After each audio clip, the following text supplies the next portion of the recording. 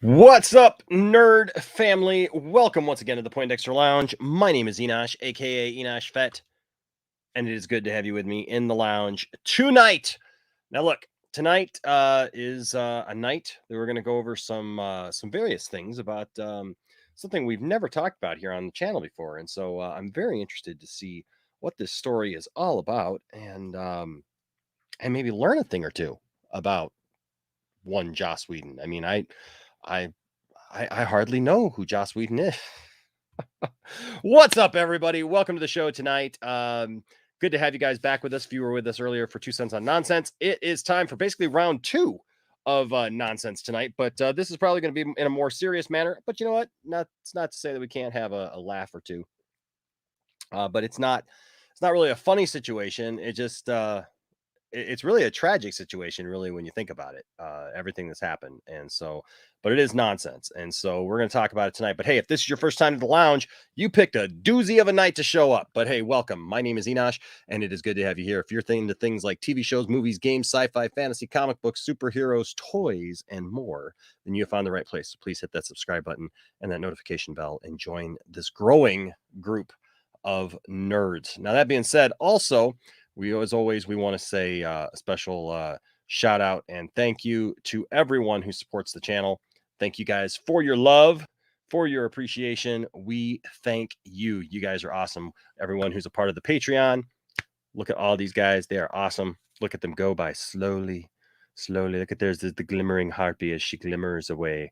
And then there's the members. And look at that. They go by a little bit faster because we'd be here for a little bit longer if we were the members. Because, man, members are awesome. And they just keep growing. And so we're thankful to all of the members. And then, of course, everyone who gives super chats. We do want to get your thoughts in on this particular topic, especially.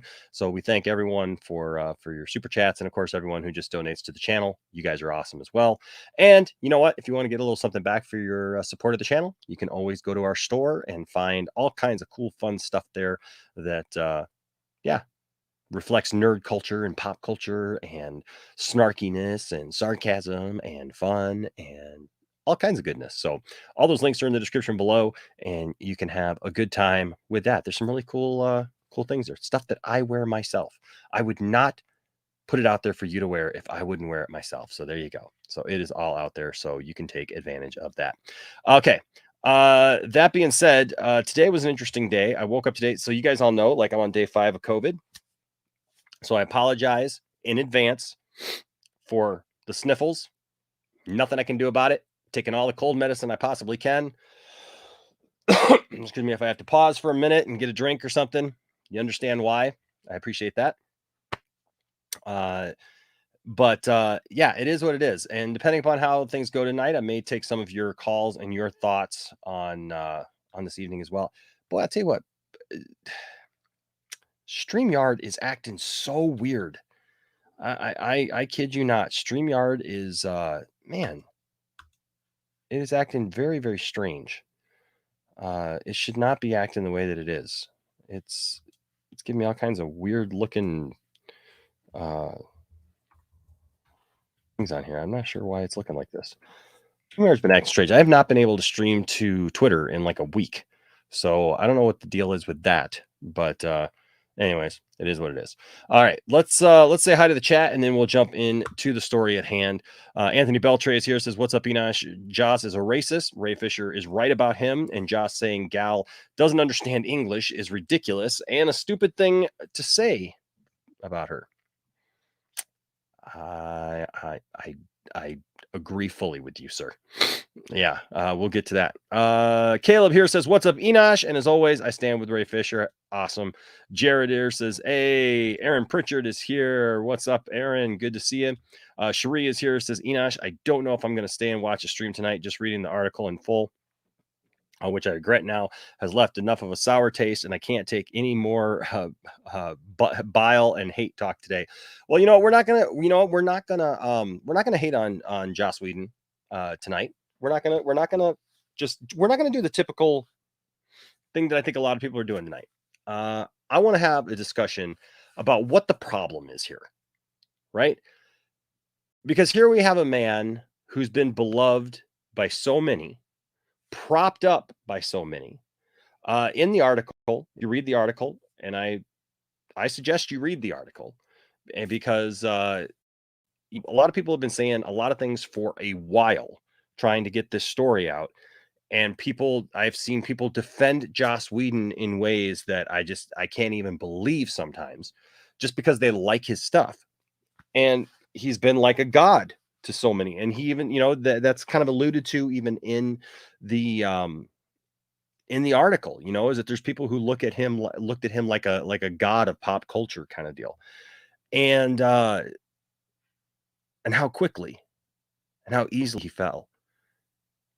It's a testament to not believing your own hype and just treating people with respect. That's what I want to talk about tonight. But we love you, Cherie, whatever you do, decide to do. What's up, Mary? Good to see you. Says, have a good night, Cherie. I'll be listening in, not engage as much, maybe here and there. Hope you are. Integrity 101 says Joss Whedon is a clown. Does anyone believe anything this guy says? Zack Snyder's Justice League 2 is inevitable. Let's see. Levon, what's up, Levon Media? Nope, Joss is a joke. Keely Chow, hey everybody, what's up, Keely Chow?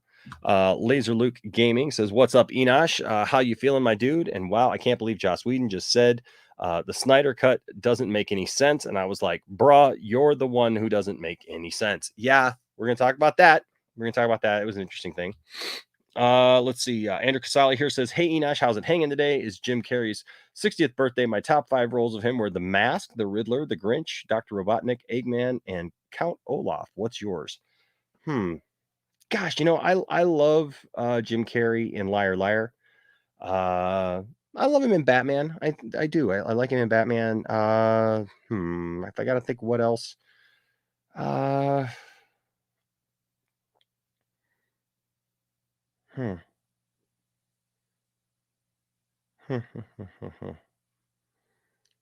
Trying to think of what else, because for me the Grinch is okay. Not a big fan of The Mask, honestly. And I mean he's okay as Dr. Robotnik, but I just don't think that they use him enough in there. And I don't really care about the Count Olaf one. I'd have to think about the other ones that I really, really like him in, because he's got so many great characters. I love him in Dumb and Dumber. Yeah, so many good ones. What's up, Alex? Good to see you, Alex Brunner. Says, "Hey Enosh, hope you and the fam are feeling up nice, or are healing up nicely. We're trying." Landon just came home today, and yeah, he was diagnosed today. He got his test back today, and so did Tiffany and Isaac. And so now all 5 of us have gone through it and going through it. And so, so we're going to be held up here for a minute. Mary says, "No offense to people like Crazy Joe, but anyone who likes Justice League, especially after this." Oh, yeah, I hear you. What's up, Rel? Good to see you, brother. Krypton's Core is here. Good to see you. Good to see you, man. Thank you for the love. Vikram is here. Says, "Yep, it's a crappy situation for sure. It is." Let's see.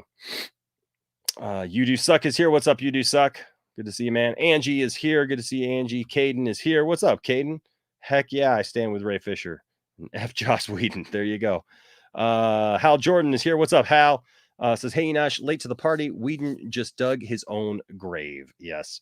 The main man is here. Hey, what's up, main man? I like it. I love it. I love the Lobo stuff, man. That's awesome. Says, "Hey, Enosh, good to see you, man." Anthony Grigsby's back. Good to see you, my friend. David is here. Good to see you, David Milana. I liked 23. 23 was really good, David. You're right. Yes. That's what I was trying to think of, some of those deeper ones. 23 is definitely one of those ones that 23 is amazing. I really like 23. Anthony Beltre is here. What's going on, Anthony? Robin is here. Good to see you. Robin says, man, I just watched Jody's live stream, and I must say Jody is more of a clown than Joss. Doesn't surprise me. I'll be honest with you. It doesn't really surprise me. If I'm being honest, doesn't really surprise me. Dat Dude Vince is here. Good to see you, man. Matta Bata is here. Good to see you. Says yo right back. Azteca is here. Good to see you. The most underrated Jim Carrey film, in my opinion, is Me, Myself, and Irene. See, I was thinking Me, Myself, and Irene too. It's been a while since I've seen that one though. JP Frazzler's here. Good to see you. Aaron Pritchard's here. What's up, Ryan? Good to see you, sir. Let's see. And I think I'm caught up. Even though my screen is acting all weird. All right. So real quick, I'm gonna send out a couple of invites and we will see what else what else transpires here in the next little while. Yeah, look, the thing is today this whole thing came out, and people were messaging me and asking me my thoughts on it. And I mean, I had to take a minute to jump into it and really just really get a handle on what exactly I was reading, because I'll be honest with you, I got into this story and I was like, I can't be reading what I'm reading here, you know? Um,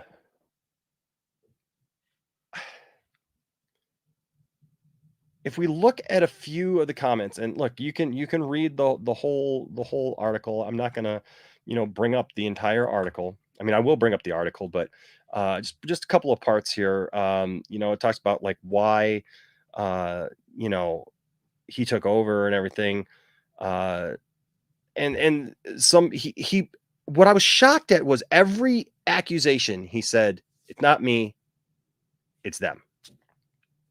I didn't do anything wrong. I didn't do it. Everything was a denial. And then that he even admitted to the interviewer that he gets nervous and has to pee and got up several times and had to go pee.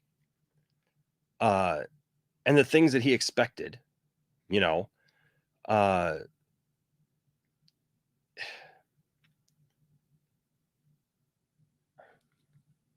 but it's here on this one is the line that he actually stood up in front of everyone and mentioned that he had never worked with a ruder group of people in front of all the actors. There was obviously a tension there, you know. He didn't like, I don't think he liked the way that apparently Zach produced his movies. Saying some of the things that he said. I mean, if we're just going, look, there's all this other stuff, man. There's all this other stuff about Buffy and Angel and the way that he treated Carpenter and everything. I mean, and there's all that. Just the stuff with Justice League, the tensions that he created, and the things that he said in this article, going on about how Gal Gadot doesn't understand English well. And I love the fact that she came back with, oh, yes, oh, I understood. I understood clearly.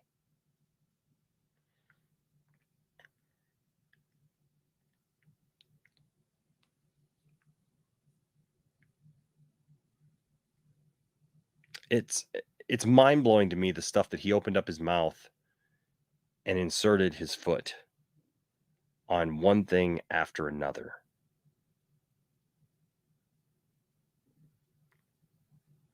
Here, I mean, there's a story here that he broke up with someone on her birthday.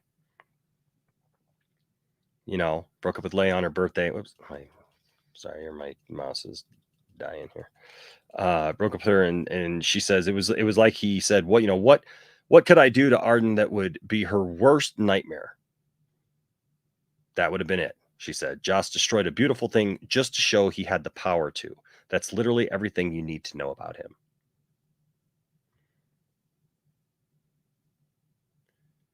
He downplayed everything.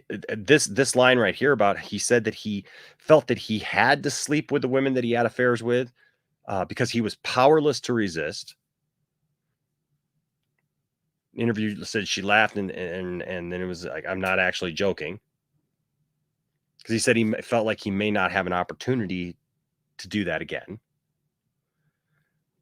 It acts as if we did not see Zack Snyder's Justice League. Like it was just a thing that happened, and I'm so glad that we did. Because can you imagine had we not seen Zack Snyder's Justice League and then had to hear this and all the speculation that could have been? But to say what he said about Ray Fisher and to come out the way that he did, you got to remember something. This weekend, we saw the Batgirl outfit for the first time, right? We got Batgirl news for the first time. We've been getting this Batgirl news. He was supposed to do Batgirl. Oh, and now all of a sudden we're hearing from Joss Whedon. Ray Fisher just had his debut in his new series. And today is Martin Luther King Day.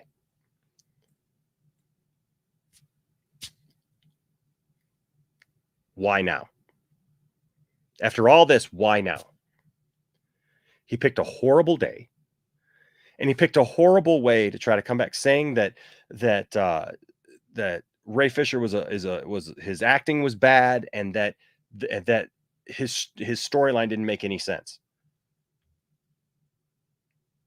I literally sat here reading this with an absolute loss, and I encourage you to read it. I don't want to get into the whole thing because it'll take way too long to read in my current condition. I can't do it. And I may not even go too long tonight because I already did 2 cents on nonsense tonight. But I did want to address this because this just screams about a man who was drunk with power. A man who wielded his power, threw his power around, and treated people like absolute garbage. And was allowed to do that for the longest time with nobody calling him on the carpet.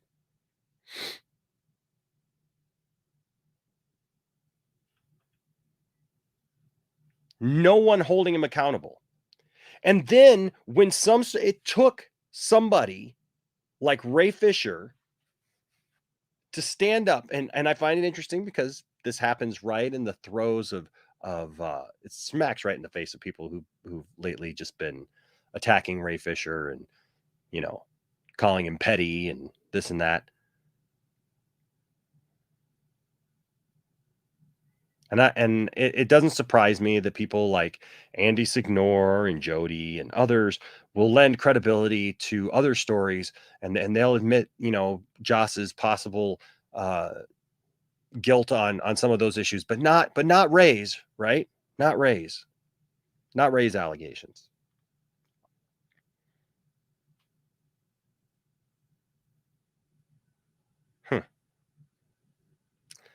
It's interesting. It's very, very interesting.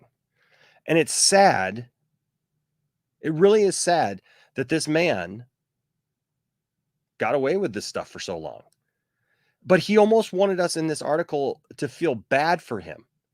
He literally put it off on everyone with every allegation that he was asked about. Nope, didn't do it. Nope, that's not what happened. Nope, didn't do that. Nope, I never said that to Gal Gadot. He denied altogether that he said that he threatened Gal Gadot.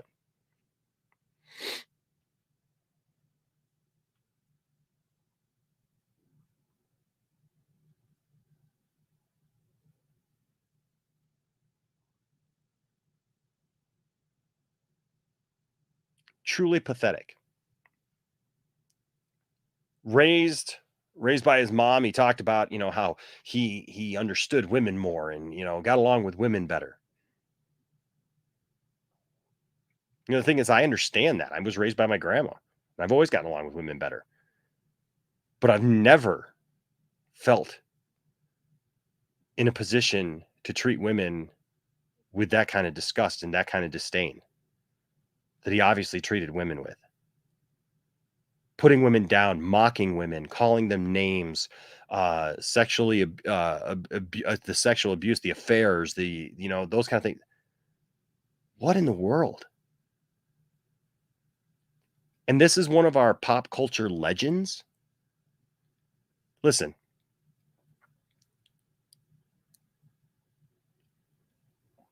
after reading this today and just seeing there was just no remorse, because we've always, I've had, you're right, Integrity. Hollywood is full of Whedon's. Hollywood is full of Whedon's.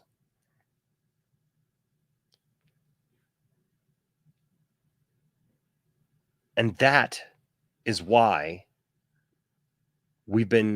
that's why we've been championing somebody like Ray Fisher and others who come forward and speak out against this, because this has got to change. People keep saying, well, it's not going to change anything. It's not going to change anything. These people just need to shut up and just, mind their own business, learn that's how Hollywood works. BS. BS. I don't care that that's how Hollywood works. I don't care how those things are how things have been done. It doesn't mean it's okay, and it doesn't mean that we should excuse it or act like it's just something that we can't do anything about, because we can. We can demand better, and we can start holding those people accountable for the things that they do. Period. I asked the same question, Hal, after seeing this today. Does he not have a PR person? Does he not have somebody that would stop him and go, hey, you probably don't want to do this. You probably don't want to say this. Somebody stop him, right? Speaking of Jim Carrey, somebody stop me. To let this article come out today the way that it came out and incriminate him horribly. Wow. I don't even know what to say. I really don't even know what to say about it.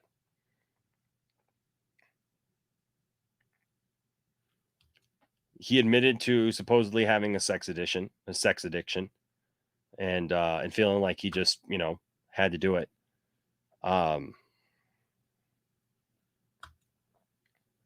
Yeah, it was crazy, and I've heard a lot of people talk about it now. I've seen a lot of videos about it. But yeah, you can't tell me. Listen, after now we've seen Zack Snyder's Justice League, for him to sit there and act like Zack's work was horrible, didn't make any sense, that Ray's story didn't make any sense, that the character didn't make any sense, that his acting was bad. Miss me with that. Miss me straight up with that. I actually, I've got a video that we can show here. Let me send it to my computer, and we'll bring this up. And I think this sums it up very nicely. Exactly what we all saw, what we saw versus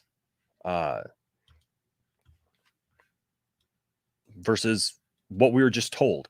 And this goes strictly to somebody trying to gaslight us all.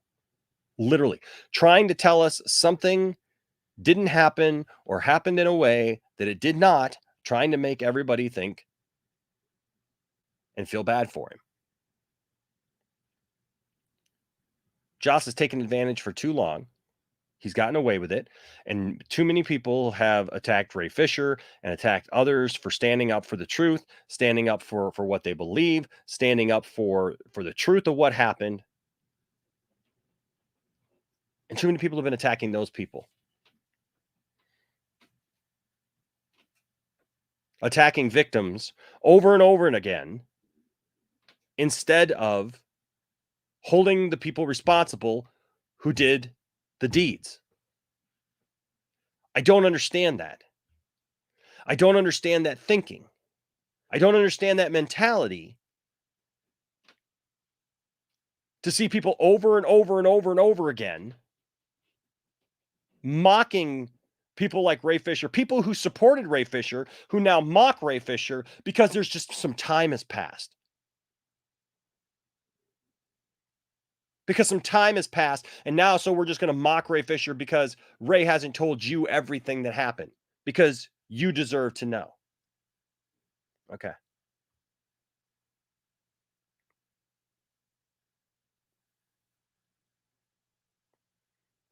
Yeah, so we're gonna go over in just a minute. I got a list here of all of the crazy things that Joss Whedon has been accused of, and then I'm gonna leave it up to you guys. I want to hear from you guys.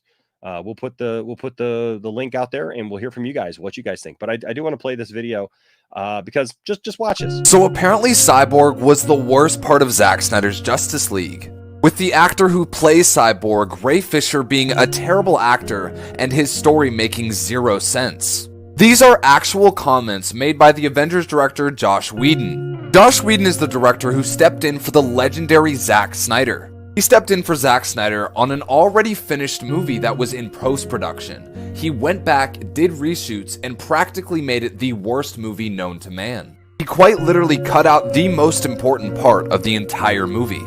And that part of the movie was Cyborg. He is the heart and soul of Zack Snyder's Justice League. Ray Fisher's performance in this movie truly brings this movie up to another level.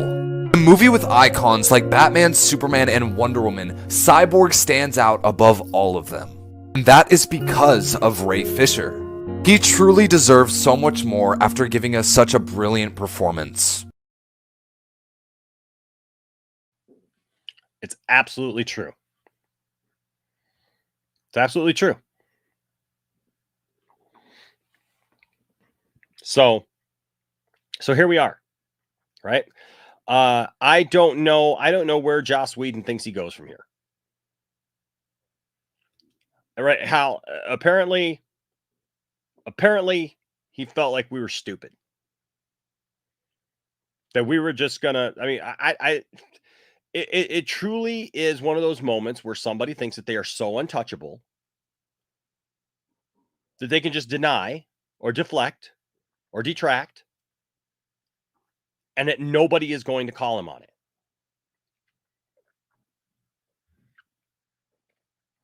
Well, people are. People are calling him on it. And so I'd like to hear from you guys. I'm going to put the StreamYard link in the chat. It's in there right now. And I'd like to hear from you. We won't, we'll go down the list, get some people in here. State your thoughts. State how this made you feel as you read this today. You know, I want to hear from some women who watch the show. I want to hear, how did it make you feel to read some of these comments? You know, I would love to hear from somebody like Cherie, if you're still here, because I think that it's important that we hear from real people how this made you feel watching this. Not Hollywood people, not whatever, but how real people reacted to this.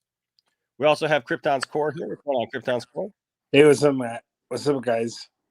So I'm guessing you read this today? Yes, I did. What did you think of this, man? Complete garbage. It was so garbage. And you know what? I woke up at 5 o'clock, okay? I'm not even joking. I woke up at 5 o'clock p.m. because I took a nap, right? Mm-hmm.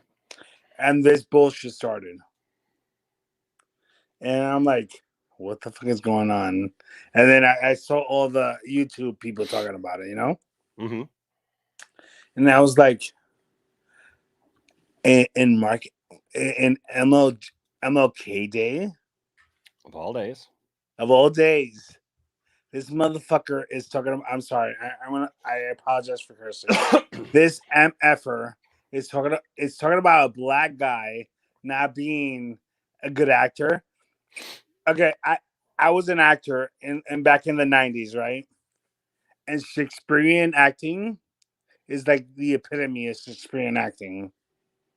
I'm not gonna lie, I did Shakespeare back in the 90s, and that's like the pinnacle.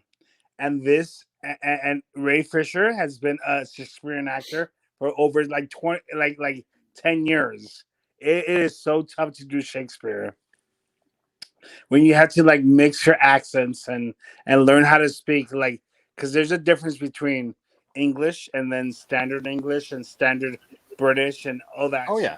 Oh yeah. It's such a different dialect when you speak that, and you had to learn this. You had to learn this when you're like in theater. I'm from New York, so I speak with an accent, but I had to learn how to speak American because there's standard American. Do you see my accent changing? Because I'm from New York, so I had Sure. to learn how to change my dialect when I went to theater because it was a complete different accent. So there's no way he's a bad actor. Let me put it point blank that way. There's no way he's a bad actor, and it pissed me off because that was solely racist. Well, just what I find interesting is all these people who've been defending him lately, and some people that I know even, some people that I know who've been, throwing, The shade. throwing the shade at Ray, throwing, doing these things, and I'm sorry, but this is, to me, like after you read this, this shows you what type of person Joss Whedon is. If you had any doubt as to who Joss Whedon really was, Mm-hmm. and what type of person he was, and okay, so this here really, like, this was weird when you started talking about when he created Buffy the Vampire Slayer, right? And he said that that he saw himself in Buffy, right? That he said here, he says that he wanted to tell a story about someone who turns out to be important despite the fact that no one takes them that person seriously. Okay, it took me a long time to realize I was writing about me, he told me, and that my feeling of powerlessness and constant anxiety was at the heart of everything. And then it goes on to say his avatar was not a fearful young man like himself, no, however, but a gorgeous girl with extraordinary courage. He wanted to be her, and he wanted to F her. What? So, like literally, I'm reading this. I'm reading this today. Like literally, I woke up and I read this, and I was looking at it and I'm like, what the heck am I reading? That the guy's talking about Buffy, this female character that he created, that it reminded him of himself, that like this was his getting his feelings out and everything. And he wanted not only to be her, like would be like her, create a character that was like this, like him.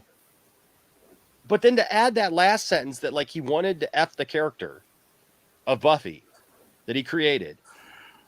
What the heck?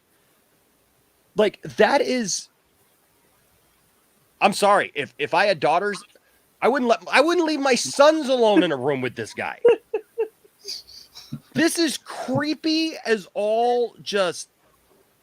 Right, Ed put it here, like basically you're narcissistic. He wanted to F himself. Like it just, I don't know.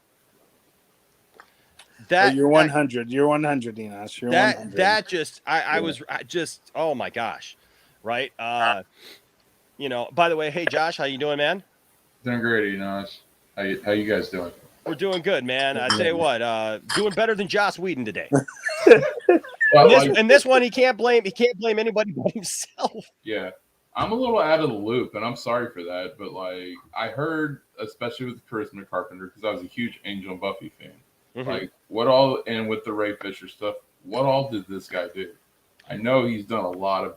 Heard he's done a lot of bad shit, but I don't have context to. Whoops. Oh, come on! I want to continue reading the article. Dang it! Oh no, it's not gonna. Oh, come on! I had this complete timeline, and now Vulture's doing this stupid stuff to me. Oh, yeah. Come on. I am not going to... See, the issue is that, Hold on a second. Let me... Okay. Because I had this timeline thing here, so let me just... Because it reads crazy. Oh, it reads really crazy. I read the article. It really... Yeah. It's nuts. Let's see here. Let's see, is it on here? See, this is on the cut. Oh, see, it keeps wanting to shut me out, even though it let me in before, and I don't understand why. Hold on a second here. I don't want to pay $1. Am I going to have to pay $1 to show every Am I going to have to pay $1 to show the atrocities of Joss Whedon? Like, really? Am I going to have to do that? What's up, Jalen? Wow, when you put it like that. Right? Right? I'm gonna have to pay $1 to show every atrocity. Am I gonna have to pay $1 to show the atrocities of Joss Whedon? Like, really? Am I gonna have to do that? I think. Wow, when What's you up? put it like that. Right? Wasn't Okay. I think. Yeah. Hey, Jalen, you may want to check your mic, man, because I can hear Yeah, you. you gotta mute your mic. You Sorry. gotta mute your mic, Got it. Yeah. No, you're good. You're good. Okay. So I'm trying to. Dang it. Okay. That one's not gonna work. So I'm gonna have to. Let's see here. Well, okay. Just a few of the things. I mean, like we can get into this whole article, but just a few. Well, it's still okay. It's still gonna let me read the article. So there we go. Okay. At one point, James Marsters on the set of Angel, he threw him up against a wall and threatened him. Yes. Yeah, James talked about that on Michael Rosenbaum's podcast. I saw that like a couple months ago. One to play Lex from Smallville. Yeah. Yep. So he's done that. He's been physical with other people. He's had numerous affairs with people, women, and also just basically made many women feel uncomfortable. It's all in this article here on Vulture, where he's called women fat who are pregnant. He has insulted people over and over again. It talked about in the writing room during this article. It talks about how one woman, not only did he just basically say that, like, oh, I don't like your idea or whatever. I'd have to find it here. But he went and actually spent a whole period of time throwing this woman under the bus, making her thing out to be like the weirdest thing ever, the worst thing ever. Here it is. Here it is. Firefly writer remembered him belittling a colleague for writing a script that wasn't up to par. Instead of giving her notes privately, he called a meeting with the entire writing staff. It was basically 90 minutes of vicious mockery. 90 minutes of vicious mockery, the writer said. Josh pretended to have a slide projector, and he read her dialogue out loud and pretended he was giving a lecture on terrible writing as he went through the slides and made many funny voices. Funny for him. The guys were looking down at their pages, and this woman was fighting tears the entire time. I've had my share of crappy showrunners, but the intent to hurt, that's the thing that stands out for me. No, but Enosh, we gotta forgive him. Yeah, okay. A high level member of the Buffy production team recalled Whedon's habit of writing really nasty notes, but that wasn't what disturbed her most about working with him. Whedon was rumored to be having affairs with two young actresses on the show. One day, he and one of the actresses came into her office while she was working. She heard a noise behind her. They were rolling around on the floor, making out. They would bang into my chair, she said. How can you concentrate? It was gross. This happened more than once, she said. These actions proved he had no respect for me and my work. She quit the show, even though she had no other job lined up. Oh, that's awful. Yeah, and you know what's weird too? Says Whedon acknowledged that he was not as civilized back then. He says, I was young. I yelled, and sometimes you had to yell. This was a very young cast, and it was easy for everything to turn into a cocktail party. He said he would never intentionally humiliate anyone. If I am upsetting anybody, it will be a problem for me. The costume designer who said he grabbed her arm. Oh, that was another thing that a costume designer said, that he grabbed her arm and just like dug in and hurt her. But what's weird is, like, at the very end of the article, what he says is just so, oh my gosh, so rude here. It says, nobody ever fell from a pedestal into anything but a pit, Whedon told me on a call one day. A few months had passed since our conversation at his house, and this time he'd finally made peace with himself. He said, could I have done my marriage better? He asked. Don't get me started. Can't admit that even. Just don't get me started. Could I have been a better showrunner? Absolutely. Could I have been nicer? He considered the question. Perhaps he could have been calmer, more direct. But would that have not compromised the work? Maybe the problem was he had been too nice, he said. He wanted people to love him, which meant he was direct. People thought he was harsh. In any case, he was done worrying about all of that. He decided he was done worrying about all that. People had been using every weaponized word of the modern era to make it seem like I was an abusive monster. He said, I think I'm one of the nicer showrunners that's ever been. Jesus. It's Delusional by Calvin Klein. Yeah. Let's see. This was the other thing too. Okay. So he's talking about Zack Snyder's Justice League and everything. It says around the same time, the worldwide protest against racism, Fisher posted a series of tweets accusing Whedon of abusing his power and all that stuff. Fisher said he'd been told Whedon had used color correction to change the color of people's complexion. And, he talked about that when he was here, a bit. Ray Fisher did. But if he didn't like the actor's skin tone. And it says Whedon was stunned. He had given the whole movie a lighter look, brightening everything in post-production, including all the faces, he said. The claim that he had disliked the character's skin tone, which Forbes ultimately retracted, was false and unjust. Whedon said he cut down Cyborg's role for two reasons. The storyline logically made no sense, and he felt the acting was bad. According to a source familiar with the project, Whedon wasn't alone in feeling that way. At test screenings, viewers deemed Cyborg the worst of all the characters in the film. Despite that, Whedon insists he spent hours discussing the changes with Fisher, and that their conversations were friendly and respectful. None of the claims Fisher made in the media were either true or merited discussing. Whedon told me he could think of only one way to explain Fisher's motives. We're talking about a malevolent force, he said. We're talking about a bad actor in both scenes. Or in both senses, I'm sorry. A bad actor in both senses. So he doesn't like Fisher. Some of Whedon's defenders proposed a theory. What if Fisher had been doing Snyder's bidding? Without furnishing proof, they speculated that Snyder had tricked Fisher into thinking Whedon was racist. Yeah, let me tell you something, What? okay? Can I tell you something right here?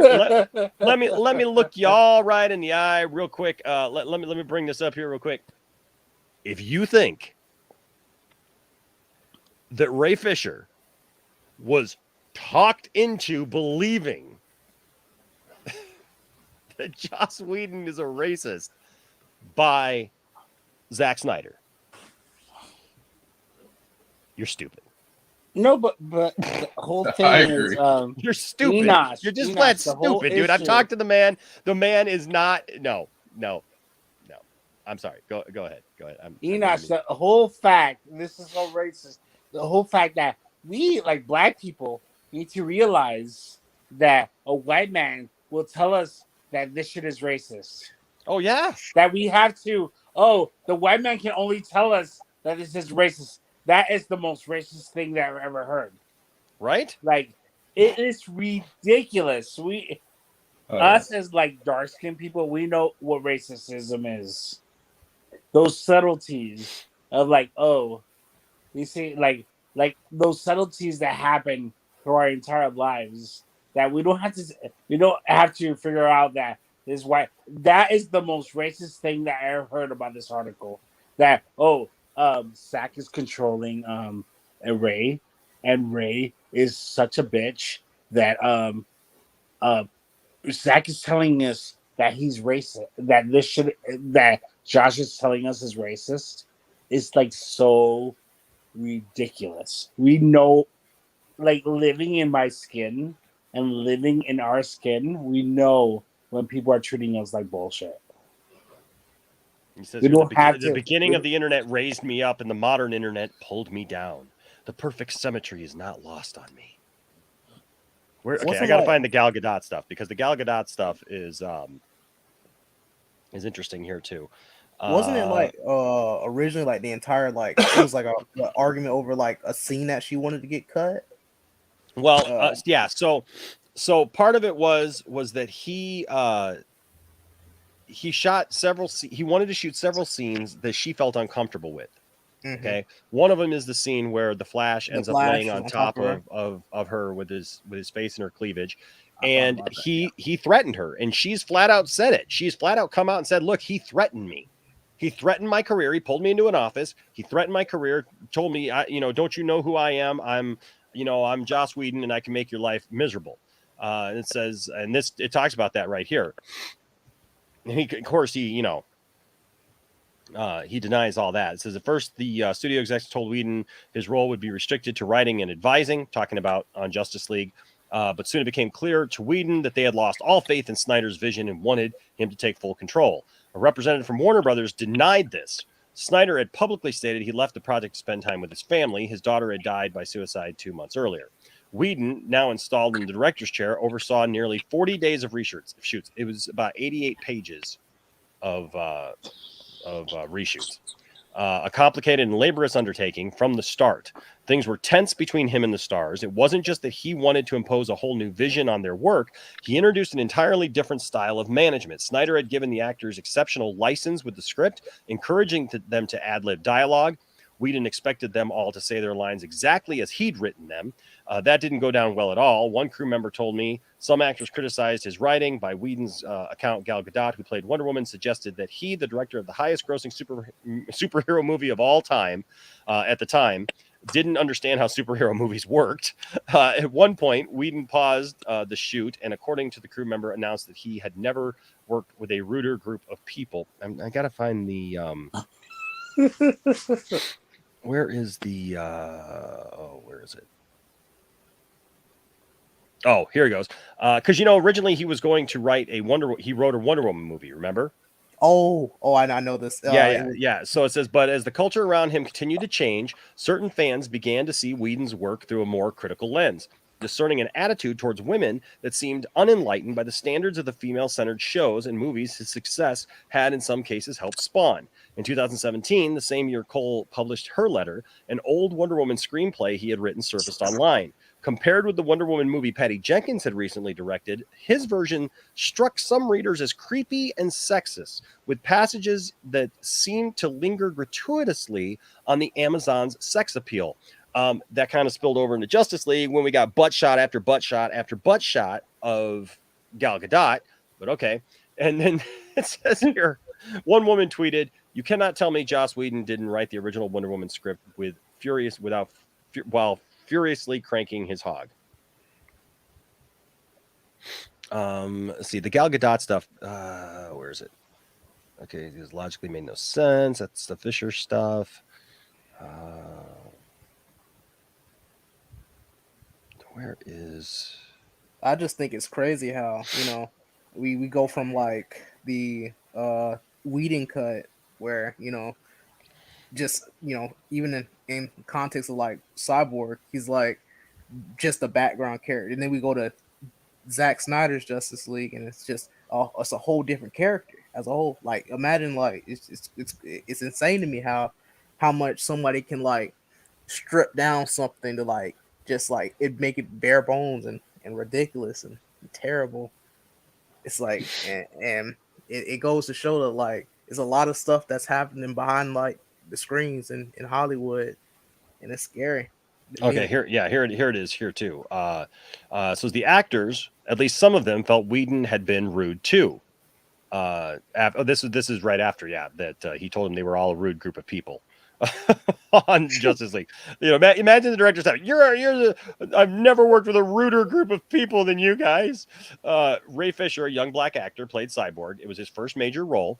Snyder had centered the film on his character. Yep, we saw it. It was great. The first black superhero in a DC movie, and he treated Fisher as a writing partner, soliciting his opinions on the film's representations of black people.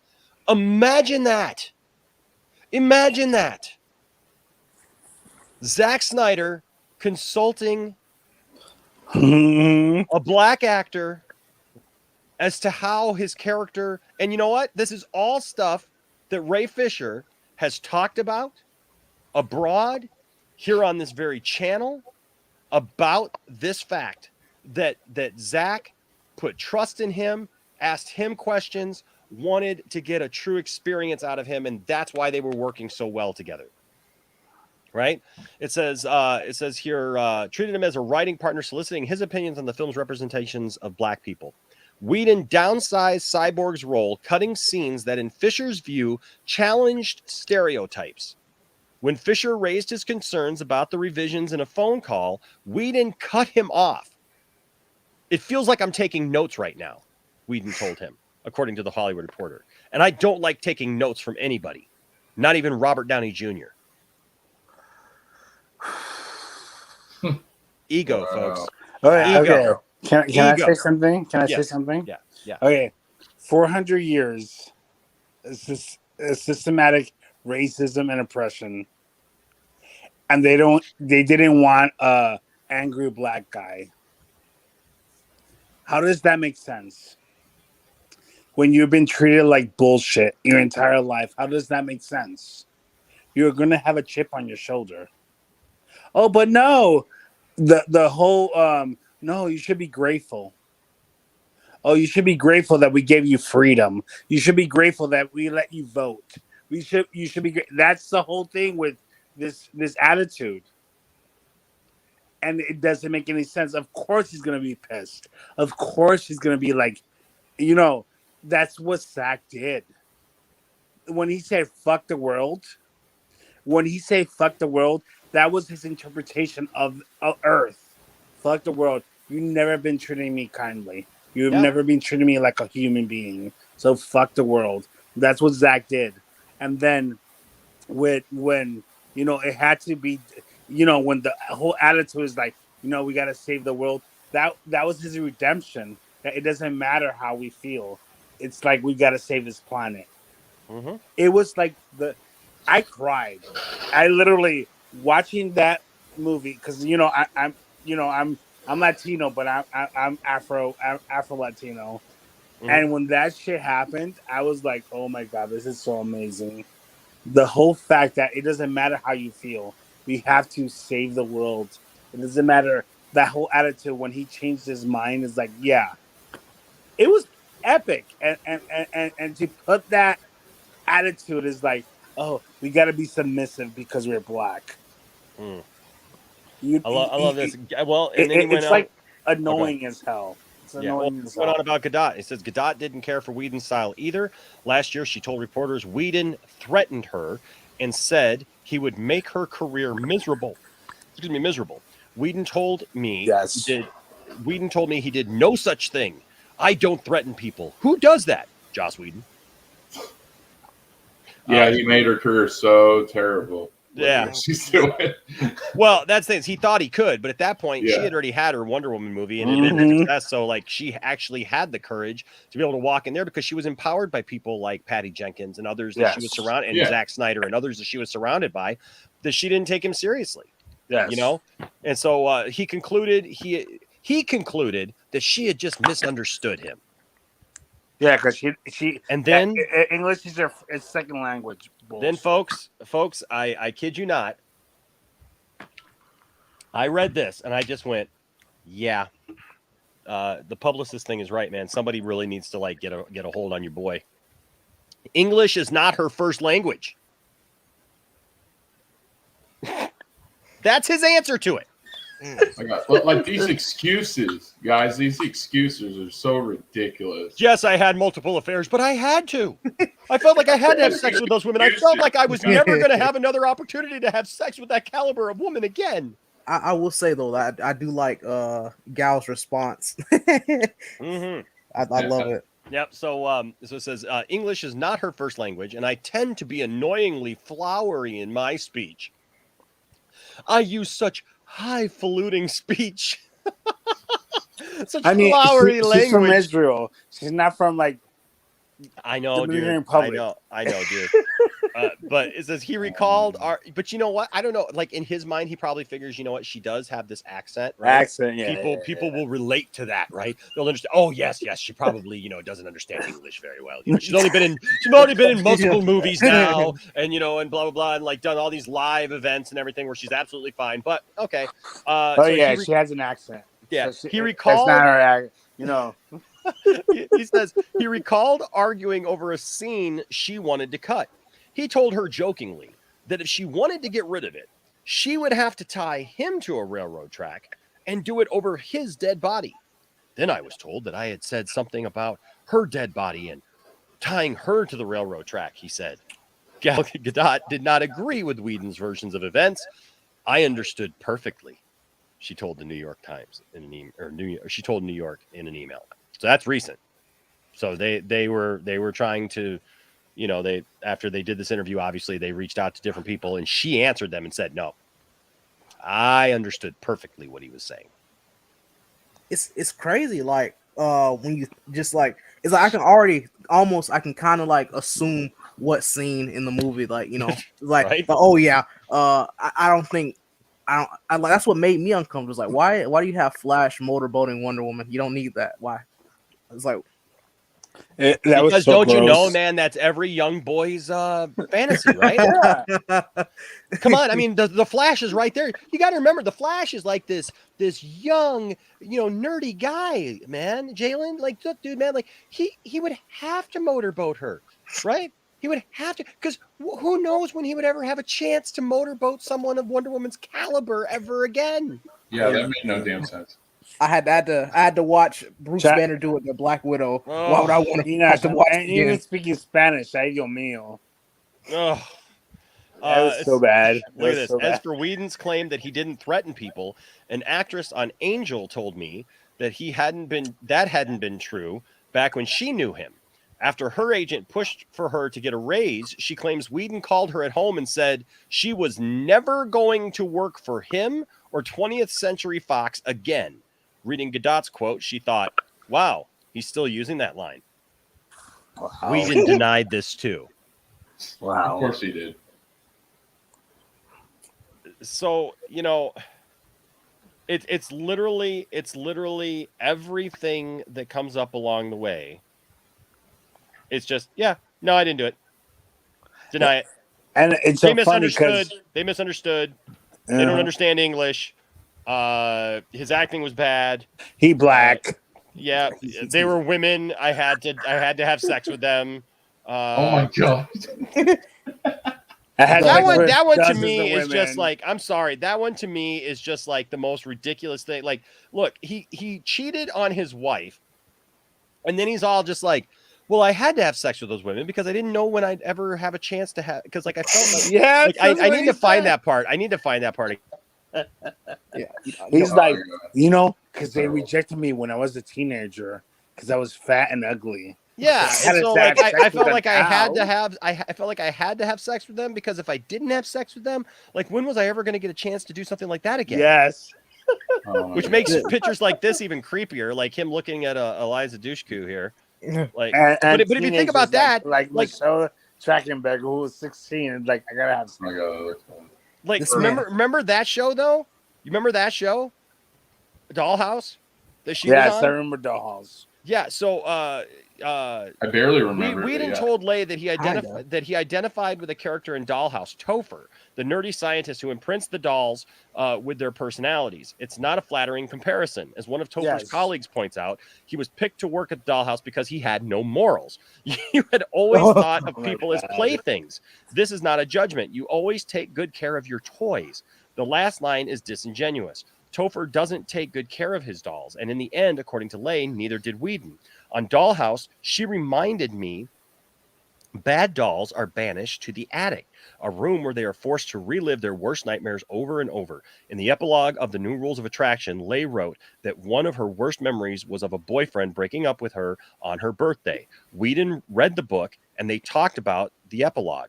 In 2015, hours before her birthday, he came over to her house and told her their relationship was over. Literally did it again. This is what I was talking about earlier. Like I read the excerpt earlier, but he had read in her book about a boyfriend breaking up with her on her birthday and how bad that was for her. It was her worst nightmare. So what's he do? They He puts talked them in the about it. script. He does the exact same thing. It says he came over to her house and told her their relationship was over. If he was like, what could I do to Arden that would be her worst nightmare? That would have been it. She said, Joss destroyed a beautiful thing just to show he had the power to. That's literally everything you need to know about him. And this man fought. He fought for that cleavage scene. He knew he wanted it. He wanted. Well, it you in had to have that. there. Yeah. So how are we You gonna? gotta have the cleavage scene in there. I gotta find this. I gotta find this thing where he says that like he had The way to have Enoch sex. says You needed You it. gotta You have it. needed it. You have to have it. I mean, I had to. I had to. It was essential to the plot. It was essential to the plot, and I had to do these things with these women. I had to do all this stuff because I mean, like it was essential to make Wonder Woman a horror. Oh, okay. Oh, so here was another one. So here's his ex-wife, right? Let's see here. Talk about how people treated him like a god, but she wanted to know that he was a human. This is an interesting one. She goes, he says, I can't remember. Okay, whoever did the interview here, I'd have to look it up again. Says, I spoke with 3 women who dated Whedon after his marriage ended. In their stories, he was not the hero they had read about in the press. The one who wanted to see women in control, because everybody's always painted him as a feminist, right? Like, is this guy for women, right? He's for women. It says he was more like the cold-blooded men he depicted in his work. Sarah, a pseudonym, met Whedon when he was promoting Age of Ultron. She was a 22-year-old freelance writer who interviewed him for a pop culture website. After the piece published, they began a sexual relationship. He led me to believe he was single, she said. One night, she went out for drinks alone with a friend Whedon wanted her to meet. That's important. Whedon literally wanted her to meet this girl. So she went out alone for drinks with this girl that Joss Whedon wanted her to meet. After the friend mentioned she had a long-term boyfriend, Sarah asked what his name was. Well, I'm dating Joss Whedon, the woman replied. Sarah went into the bathroom and threw up. What the F is he playing at? She remembers thinking. That right there is like some power struggle, like just BS right there. Like when you're dating 2 different women and you try to get them together, just like for what? To put them together? Weird. But Enosh, don't blame him because he had a sexual addiction. Yes. This is the whole thing. Like, He can't help himself. I had a sexual addiction, so don't blame me. It's some bullshit. He never left puberty. He's still stuck in high school, trying to grow up. No, but I have a sexual addiction. Whatever. I'm just saying, man, that's messed up right there. I mean, that Totally. Okay, here it is. On our second day of interviews, I asked Whedon about his affairs on the set of Buffy. He looked worse than he had the day before. His eyes were faintly bloodshot. He hadn't slept well. I feel effing terrible about them, he said. When I pressed him on why, he noted, it messes up the power dynamic. But he didn't explain on that thought. He didn't expand on that thought. Quick question. Did you think the author of this article did it on purpose? As she did it on MLK Day? I don't think so because honestly, I don't think that this. I honestly don't hold the Vulture person like. No, but what I'm saying is like she wanted to rat him out.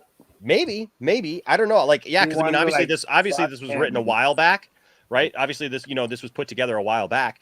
Yes. It's very interesting that it came out today, but yeah, he says his only thing was, he says, I feel effing terrible about the affairs, right? Not because I cheated on my wife, not because I treated people badly, nothing like, but it messes up the power dynamic.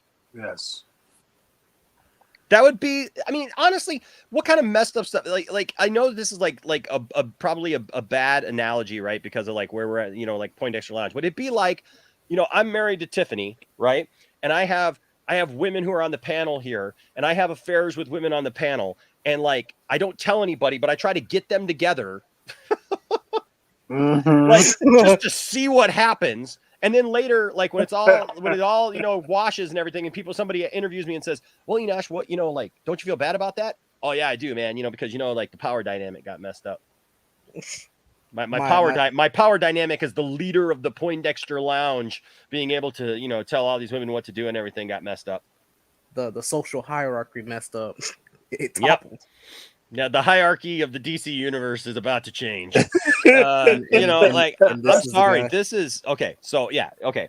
So it says here, when I pressed him on why, he noted it messes up the power dynamic, but he didn't expand on that thought. Instead, he quickly added that he had felt he had to sleep with them, that he was powerless to resist. Oh, yes. His primal urge. I laughed. I'm not actually joking, he said. He had been surrounded by beautiful young women, the sort of women who had ignored him when he was younger, and he feared if he didn't have sex with them, he would always regret it. Looking back, he feels shame and horror, he said. I thought of something he had told me earlier. A vampire, he had said, is the exalted outsider, a creature that feels like less than everybody else and also kind of more than everybody else. There's this insecurity and arrogance. They do a little dance, make a little love, and get down tonight. I'm getting down tonight. Listen, if this is supposed to be the beginning of his comeback tour, it derailed quickly. It's over. It derailed quickly. Because this is just bad. I mean, what's redeeming about this? Nothing. Are we supposed to feel sorry for him? I mean, I'm sorry. I mean, are we supposed to feel bad for him because pretty girls didn't treat him right when he was a kid, so he had to sleep around and he had to control. He felt like he needed to be able to control, women.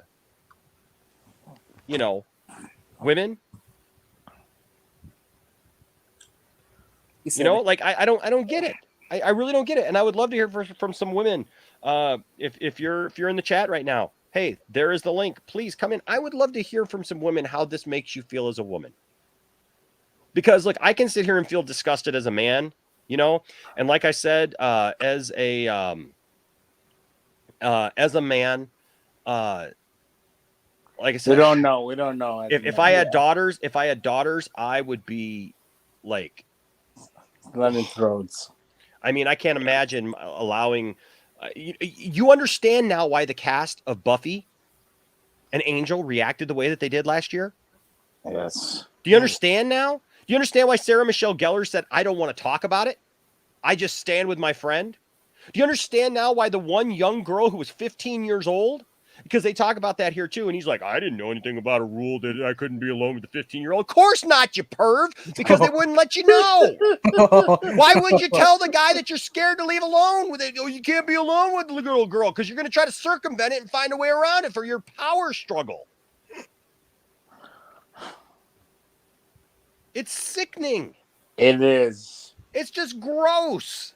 It is. It is so gross. And then to try to put this back on the victims here, and then try to act like you're making people feel sorry for you. Screw that. No. It ticks me off as a man. Okay? It ticks me off as a man to know that there are people like this, in power. And then it ticks me off, especially with the last couple of years where we have stood up for somebody like Ray Fisher. And even the other day, standing up for Ray Fisher, right? And speaking of Ray Fisher, why don't we bring up Ray's tweet the other day? Because oh my gosh, awesome. caused so much controversy, right? I mean, Ray, so perfect though. let's point something out here about Ray Fisher, okay? So Ray Fisher, I know I there are people that I know who were mad at Ray Fisher. Like they did videos about Ray Fisher this week, guys, about how Ray, jumped the gun, right? On literally. I didn't mean that, but that was great. That was a great analogy. He jumped the gun. Like that would have been oh man, I should have made a video like that and like made that my title. Ray Fisher jumps the gun on Ray Gunn. But not Ray Gunn. Now I know a guy named Ray Gunn, I'm sorry, on James Gunn, right? Because he went off on James Gunn. But James Gunn came back and explained it and apologized. And guess what? Hey, guess what? Ray's not crazy. Ray's not just going after people just to like go after people, right? No, what did he do? He said, thank you, James Gunn, because James Gunn came out. James Gunn liked an old tweet that was put out that was involved in some, with some people and some bad stuff. Story short, he says, you got it. Shortly after Alan tweeted this, he apologized for commenting on a situation he knew nothing about. I read what Alan said and I thought, darn, he's right. It was something I knew nothing about and I shouldn't have liked the tweet. James says, look, you know what? And he was replying to Ray Fisher here. Somebody said, he's not apologizing to Ray Fisher. Well, right there. Do you see it? Can you see it? Like, I can't blow it up any bigger, but it's right there. It says replying to Ray Fisher, right? So he was talking to Ray Fisher. He was acknowledging Ray's calling him out on this thing, right? And so he said, listen, man, he says, you know what? You're absolutely right. I had no business being involved in that, and I shouldn't have liked the tweet after I saw it. He says, I read the first part, and you know what? I made a mistake, right? He was trying to defend Pete Davidson, right? Because Pete Davidson was in Suicide Squad, right? And so he's trying to defend Pete Davidson. There were some other things going on. Like, there it was, right? And so what did Ray do? Did Ray go, like, no, I will not accept that? No, he said, thank you, James Gunn. Because Ray is fine. It even shows me more that, like, the apology that he wants, like, he's not asking for some stupid thing. He was just literally asking for people to be reasonable, right? And to take responsibility.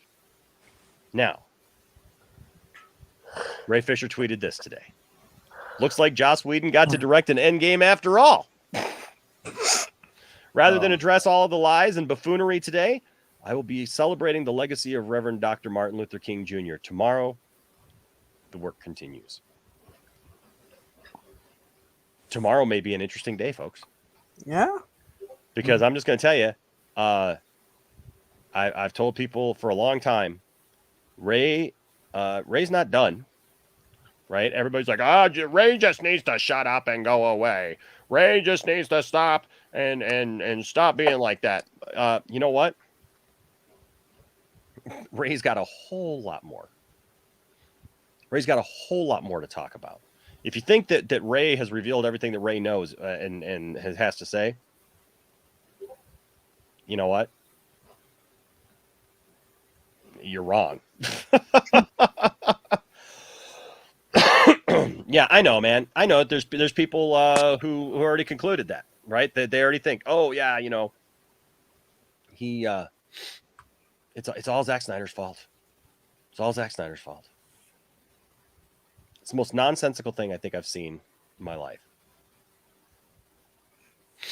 I don't like the first tweet. Like, we scrolled past. What was it? Was I forgot the entirety of it, but like the end, it was like, but hey, Black Superman. It's like, you know, they were so quick to toss him under the bus, and then like I don't know, it's like, hey, you know, we support the Black community. We're gonna make a Black Superman here. We're make Black Superman. Yes.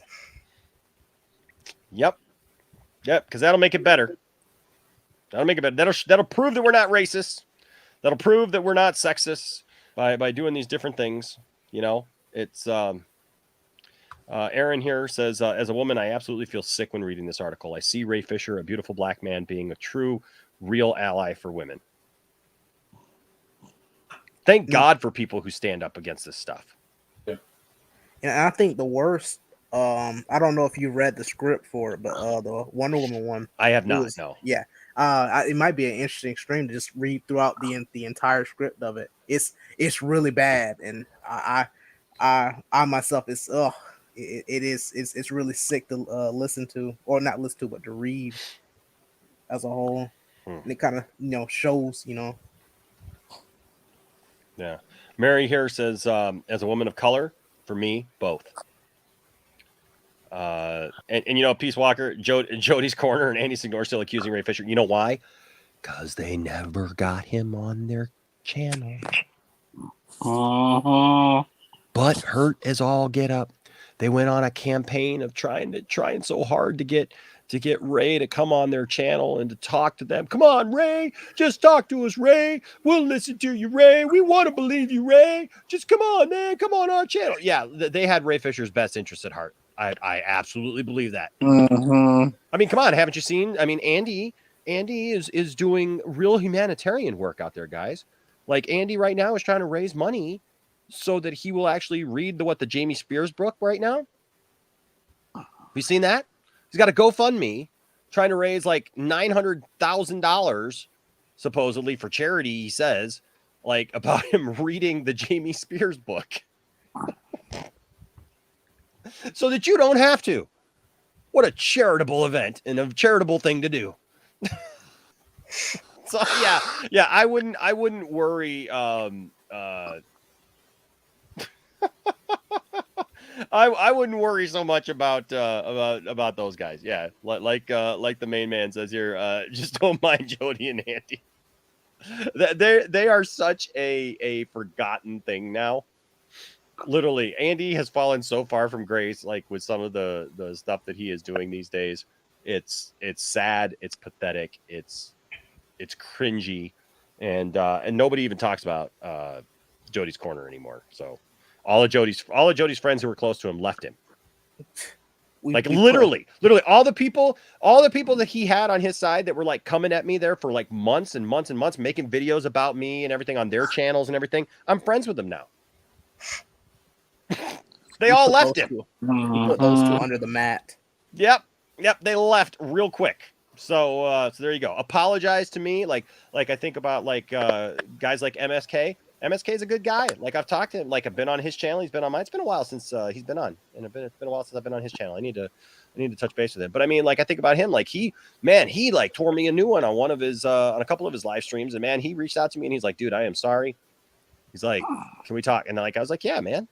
You know, like that's forgiveness. Like when somebody recognizes like that something's wrong. And that's the way that I try to be, man. If I'm going to screw up, dude, I've had my share of mess ups, right? Of saying stuff like, that, either I didn't mean, or, like you get mad and you say something or whatever. Like, look, that's not the point. The point is when you do something, do you take responsibility for it and just move on, right? And then also, why are you doing stuff? Do you have integrity? Or like that's the problem with YouTube too, right? Because the problem with YouTube right now is a lot of people, they do stuff just to get your attention, right? That's why everything is a sensationalized thumbnail and everything else, right? So that they can try to get your attention, so they can get you to come on and watch their program. And some of them are trying to make you angry about the things that they say, and they don't even feel the way that they're saying. Because any attention is good attention for them.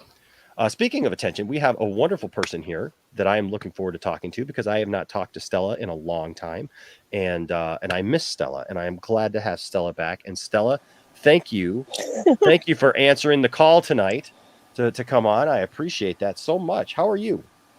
I'm hanging in there. I don't know if I should speak, because I said I haven't read the article, but I've known of it for the past 2 or 3 hours. And I used to go to see Joss Whedon at San Diego Comic-Con all the time. Really appreciated his panels, but now if I see him, he needs security. Uh-oh. Sure, he's like, oh my God, Stella. Oh, he should be angry. He should be scared of me. Uh-oh. Yeah. Oh my gosh. Well, man, that's and that's kind of the point of this article too, is that so many people held Joss Whedon to such a high level. Yeah. I was in the room when we had that good crying session with the Firefly cast, and it was a good thing. And then I already knew, since I've worked in the industry, I worked in the legal department, I know the shit that happens and the things that legal department's supposed to flag down and take care of. And yes, I'm under an NDA that is for the rest of my life, and I have no intention of landing my ass in jail.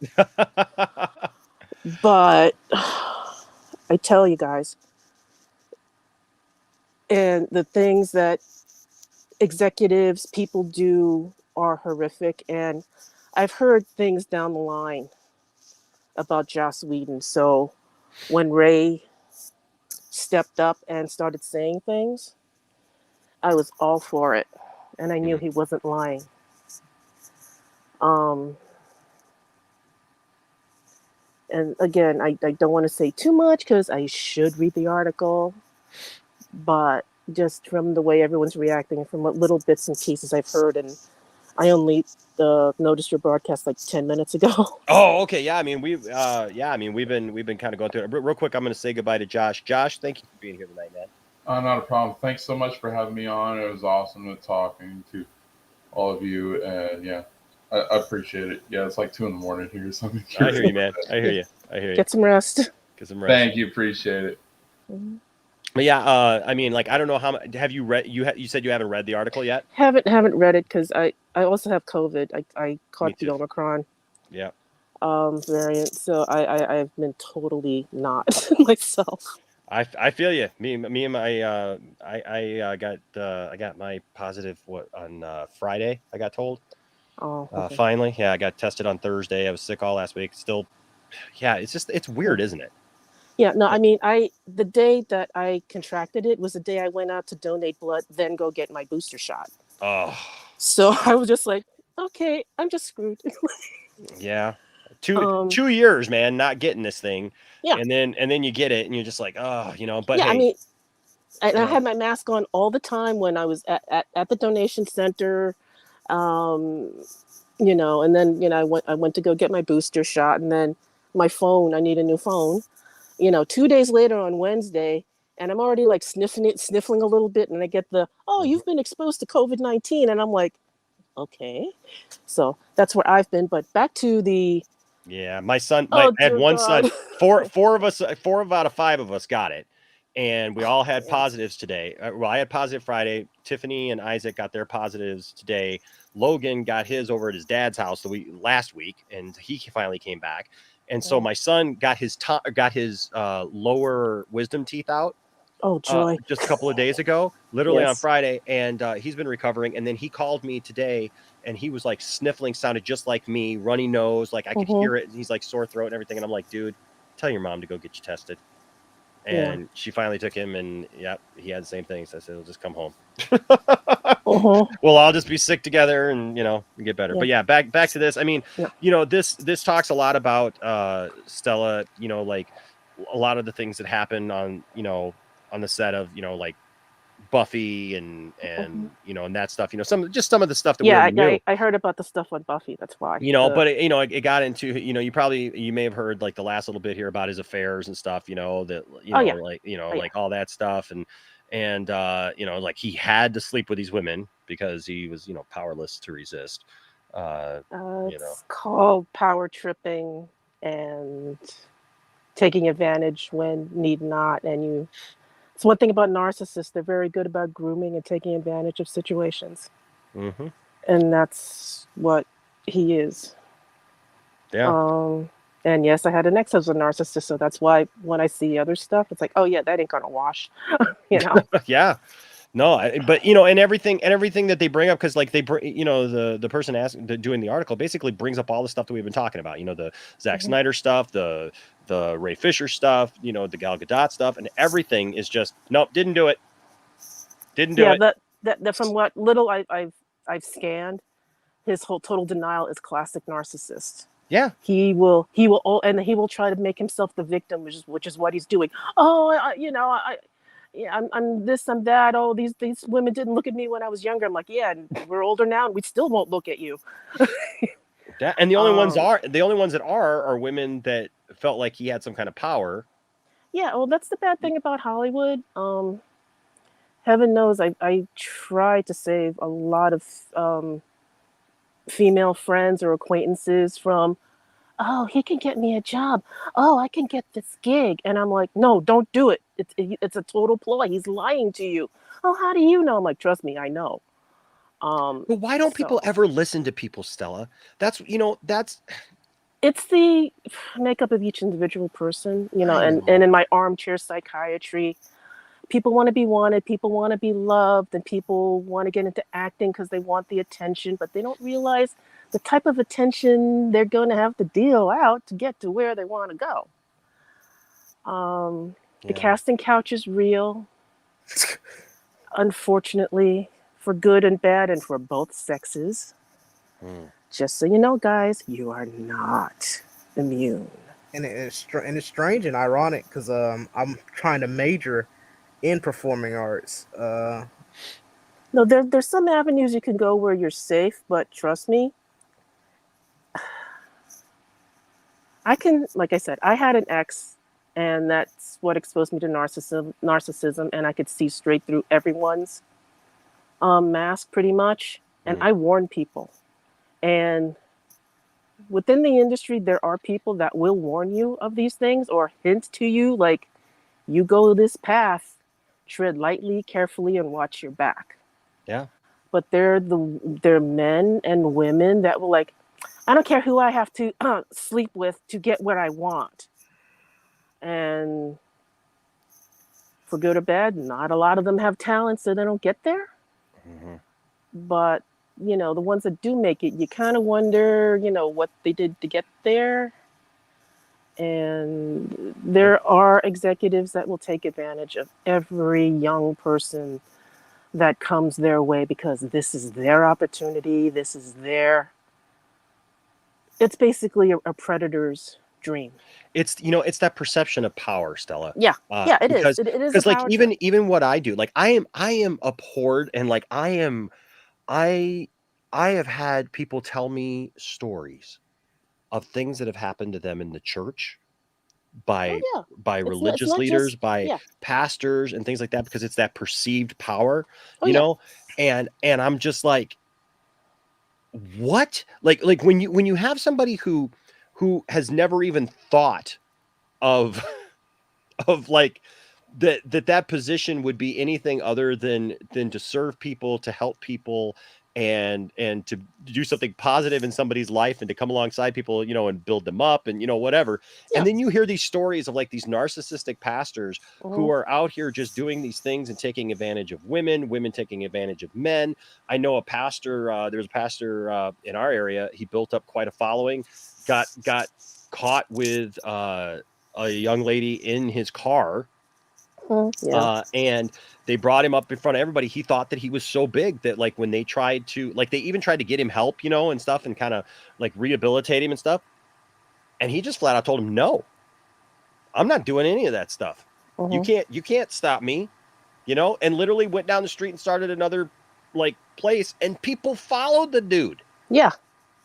And Yeah, it blew my mind. I was just like, what world do we live in where that just like people just excuse it because, well, you know, I like the guy, you know, like I like the way he speaks, or I like the way that he did this, or he was my child's youth pastor, or he was this and that. Like that stuff starts to freak me out, and I'm just like, man, you better know who you're leaving your kids alone with. You better know. I mean, I don't know if it's within, you know, every person's tolerance level of empathy, but yeah, it hurts. And trust me, I have tried to keep people out of harm's way. I never put them in it. And again, mostly when, you know, I was working at that those studios, it was just like, do you really want to do this? You know, this guy does XYZ. She does XYZ. And, you know, some people go, oh, okay, never mind it. But there are others that were just like, they'll go running to it. I don't know if they're just as deviant, or they're just so psychologically out of it. Again, wanting the attention, they didn't get the proper upbringing. Something within them is definitely off center. But again, I try to steer people clear of that type of happening. Some are grateful, some are like, again, moths to a flame. Like attracts like. It's scary to watch. And you can't do a damn thing. And again, in that legal division, it's like we would be flagging down a whole bunch of stuff. And it's just like, oh dear God, please don't let this get out. Please don't let this get out. Man. And then the stuff that you do see, it's just like, are you sure we can't bring him up on charges? Can't we just like sneak in a little something and get this guy tossed in prison? Trust me, the legal division does have a heart. At least some of us do. At least when I was there. Now I don't know these days. But when Ray Fisher said the things that he said and the way he said them, I'm always very cautious of how people word things. And I knew there was a whole bunch of crap because of the way Ray was wording it. How Zach talks about, when we were just trying to get Justice League completed. And I'm just like, oh crap, it's bad. Mhm. And then, I learned about Toby Emmerich. Yeah, he should be scared of me too. TV executives, don't get me wrong, some of them are fine. Some of them are very cool, down-to-earth people. Mhm. But the ones that get the most attention are the wackos. Yeah. Scott Rudin, there's Rude in his name, big hint. Joss Whedon. God, I've been there. I was enthralled with him, enjoyed those panels, and I was actually in the beginning supporting Warner Brothers' decision to use Joss Whedon, and I Yeah. didn't think Joss would ruin what Zach did. And I'm right there with you, Stella. I remember and I've left all those videos up. You know what I mean? Yeah, Like there's yeah. some people like who, like if there's a video that, they don't like anymore, they'll take that video down, because they don't want anybody seeing that.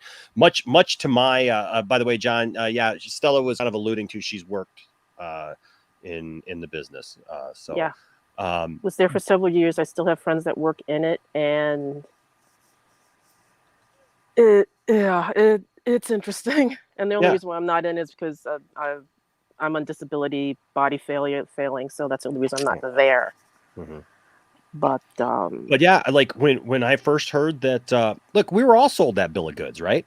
Yeah. We were all told that in the original, we heard what happened to Zach and his family and his daughter and everything, and to Autumn and everything, and we were like, man, that, I think we're all affected by it, And listen, I'll be fully transparent. I mean, like, look, I enjoyed Zach's movies, okay, but like when I went to go see, for example, Watchmen, right? Yep. I didn't even know who directed Watchmen. Mhm. You know what I mean? Like I it wasn't that at all. By the way, we're also joined by the lovely Cherie. Hello, Cherie. Hey, Cherie. Oh, there she is. There she is. I but love the kitty picture. yes. Oh, thank you.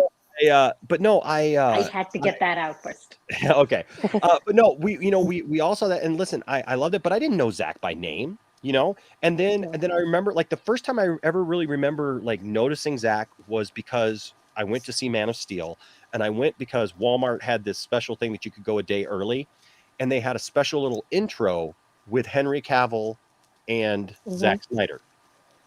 And it was pretty cool. And they just sat and they said, hey, on behalf of Walmart and stuff, thank you to Walmart for, giving this special little preview for you guys, because you could get your ticket at Walmart and you could go to certain theaters. And they said, hey, welcome to this special screening. We hope you enjoy it. Here's Man of Steel. And I was like, oh, okay. That's the guy who directed Watchmen. Oh, cool. He did Superman. Okay. Yeah. Like I hadn't even seen 300, I was like, okay, I know who this guy is now. Right. I kind of get what's going on now. And I was never a zombie guy. So back then I had never seen Dawn of the Dead, whatever. So it was all that stuff. Then Batman v Superman came out, loved it. So by the time we were on that path to Justice League, I was very aware who Zack Snyder was, and we were all just sold that bag of goods because we were told this happened to Zach, that Zach was stepping away, right? That Zach was just, he just couldn't do it. Now we all know better.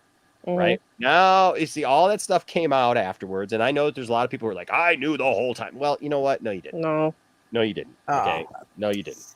The thing is that the information came out. People started, finding this stuff out. And listen, when they announced Joss Whedon, I was like, okay, you know what? I'm not the biggest fan of Avengers 2. I like the first Avengers a lot. Avengers 2 had a lot of issues with that movie, but I understood Joss Whedon's position in pop culture, in nerd culture, what he had accomplished, and I think everybody felt this sigh of relief that, hey, if anybody's going to take over Justice League, think about it, Justice League, right? He had done 2 Avengers movies, right? If anybody's going to get this idea, it'll be Joss Whedon. Yeah, it's like, how can we go wrong? Yeah, and then we were also told that Joss was just there to see it through. You're just right? seeing it through, and then Just seeing it through, just making it happen. Oops, I think we lost Stella. Uh-oh, we lost Stella. I hope she'll be back here in just a second. We'll also bring in William at this time. I'm sure she'll be back, hopefully. But yeah, I mean, we were told this, right? We were told that this is. Whoop, who else did we lose? Who was that?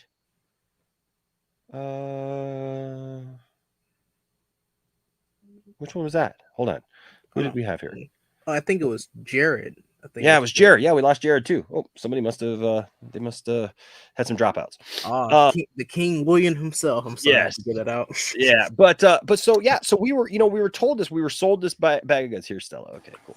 But yeah, we were sold on this that Joss was just going to finish out Zack's stuff, and we're going to get it. So when we went to go see Justice League, even though the tone was weird, even though there were a lot of issues with it, I was still excited because it was Justice League. It was the first time we had seen these characters on the screen. But then when things came out, it was like, oh, wow, this is bad. And then to hear what Joss did, it made perfect sense. And this article basically tries to act like we're all stupid. Joss seems to think that he's still in that narcissistic mindset of his that he can just explain his way out of it to everyone, not just the people behind the scenes of these films. Well, he doesn't realize he watched the movie that we've seen. Right. Trying to tell us that we didn't see Ray Fisher do a bang out job in this movie, that his storyline was horrible, which what? I think we all had the same sigh of relief when we saw the movie, because we were like, wow, yes. All of our concerns about the film and everything just went wow, man, Zack knew exactly what he was talking about when he said that Ray Fisher was the heart of the film. Yes. I mean, it made so much more sense. And to read this article today, it was funny because people were messaging me. I mean, look, I went to bed this morning at 8 a.m., right? I did a show last night, took care of some other stuff. Plus, with COVID, it's been hard to sleep and, get comfortable and everything. And so fell asleep at 8 a.m. I'll be honest with you. I woke up at 2:30 this afternoon. Hey, at least you got some sleep. Yeah. I just keep having nightmares. Better than nothing. Yeah. So Matt's here, and Matt, I heard your comment. I heard your comment on your show. Who knows what he saw? He probably did see the compromised 2-hour version, right? But still yet, the key components were still there. And I get it. Yes, there was a mandate that came down that was, that it had to be a 2-hour movie. So obviously we would have not gotten, that's absolutely fair. We would have not gotten the 4-hour version that we got, right? We would have never gotten that. Just stop. I want to point out one thing. Movie. This is less about, in my humble opinion, this is less about what Joss got and what he did with the movie, and more about how he treated people on the movie set. Yes. Not his work, his behavior. Not his work, his character. Behavior. Yeah. Yes. That's the problem. Yeah. That is the issue I have with this man. Reading this article was exhausting and my brain hurts. But everything I read, he is excuse after excuse after excuse after excuse. Oh, it's like this because this happened. Oh, because that, because this. No accountability, no owning up to doing something wrong. I'm not even talking about the affairs. That's again, affairs. It's all personal stuff, right? That's personal stuff. He wants to cheat on his wife. That's his problem. It's how he treated people. I just want the guy to go away. That's all. To be honest with you, Yeah. this article today, I think I want it done. But here's a risk. I want it done. Yeah, Matt. This is what I was mentioning. Yeah, I know. We all know that the mandate was from 2016, so we know that Zack Snyder's movie would have been completely different than what we ended up getting. So I mean, all in all, for us as fans, it worked out a lot better because we got to see the unabridged Zack Snyder version of Justice League. Either way, we would have been demanding a director's cut. We would have been demanding Oh, we would have been demanding a director's cut, I'm sure. But the reality is like whatever would have hit theaters would have been that way. But I will still say this, given the fact that Zack Snyder has said repeatedly over and over and over again, and then we saw it play out in the movie about how Ray Fisher was the heart of his film. And that's why he worked with Ray Fisher specifically. And even in this article, they don't even try to hide the fact that Ray had input into his character as a black man, and that Zack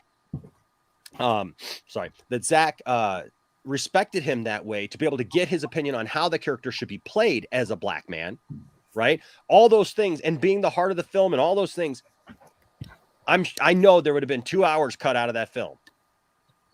But I'll tell you right now, I also trust that I guarantee you, had that movie been left alone with, even at a 2-hour runtime, we would have still seen that shine through.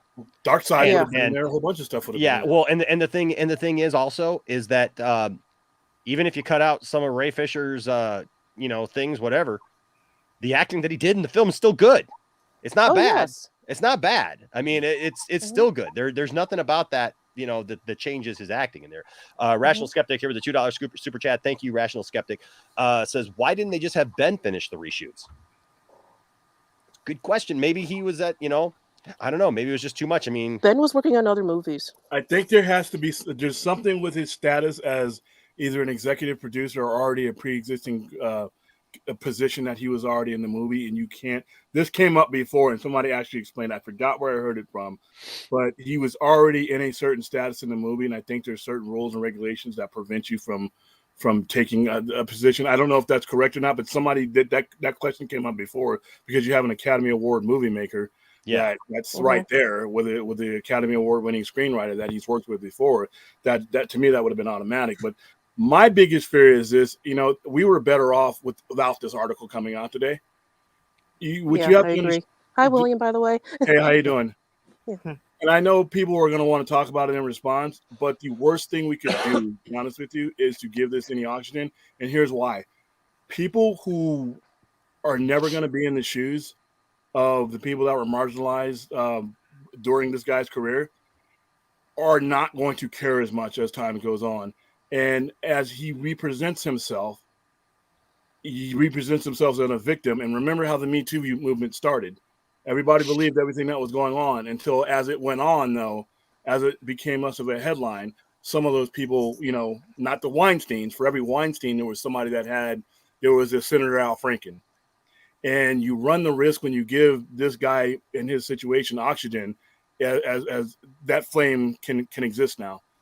And us getting angry over this career's over. There's nothing this article is going to do to resurrect his career. Now, what could resurrect his career is if the pendulum swings to the other way. And like I said, if you're not in the shoes of somebody of color or somebody who is marginalized, that's what ended up happening. People can turn the channel from things that don't directly affect them.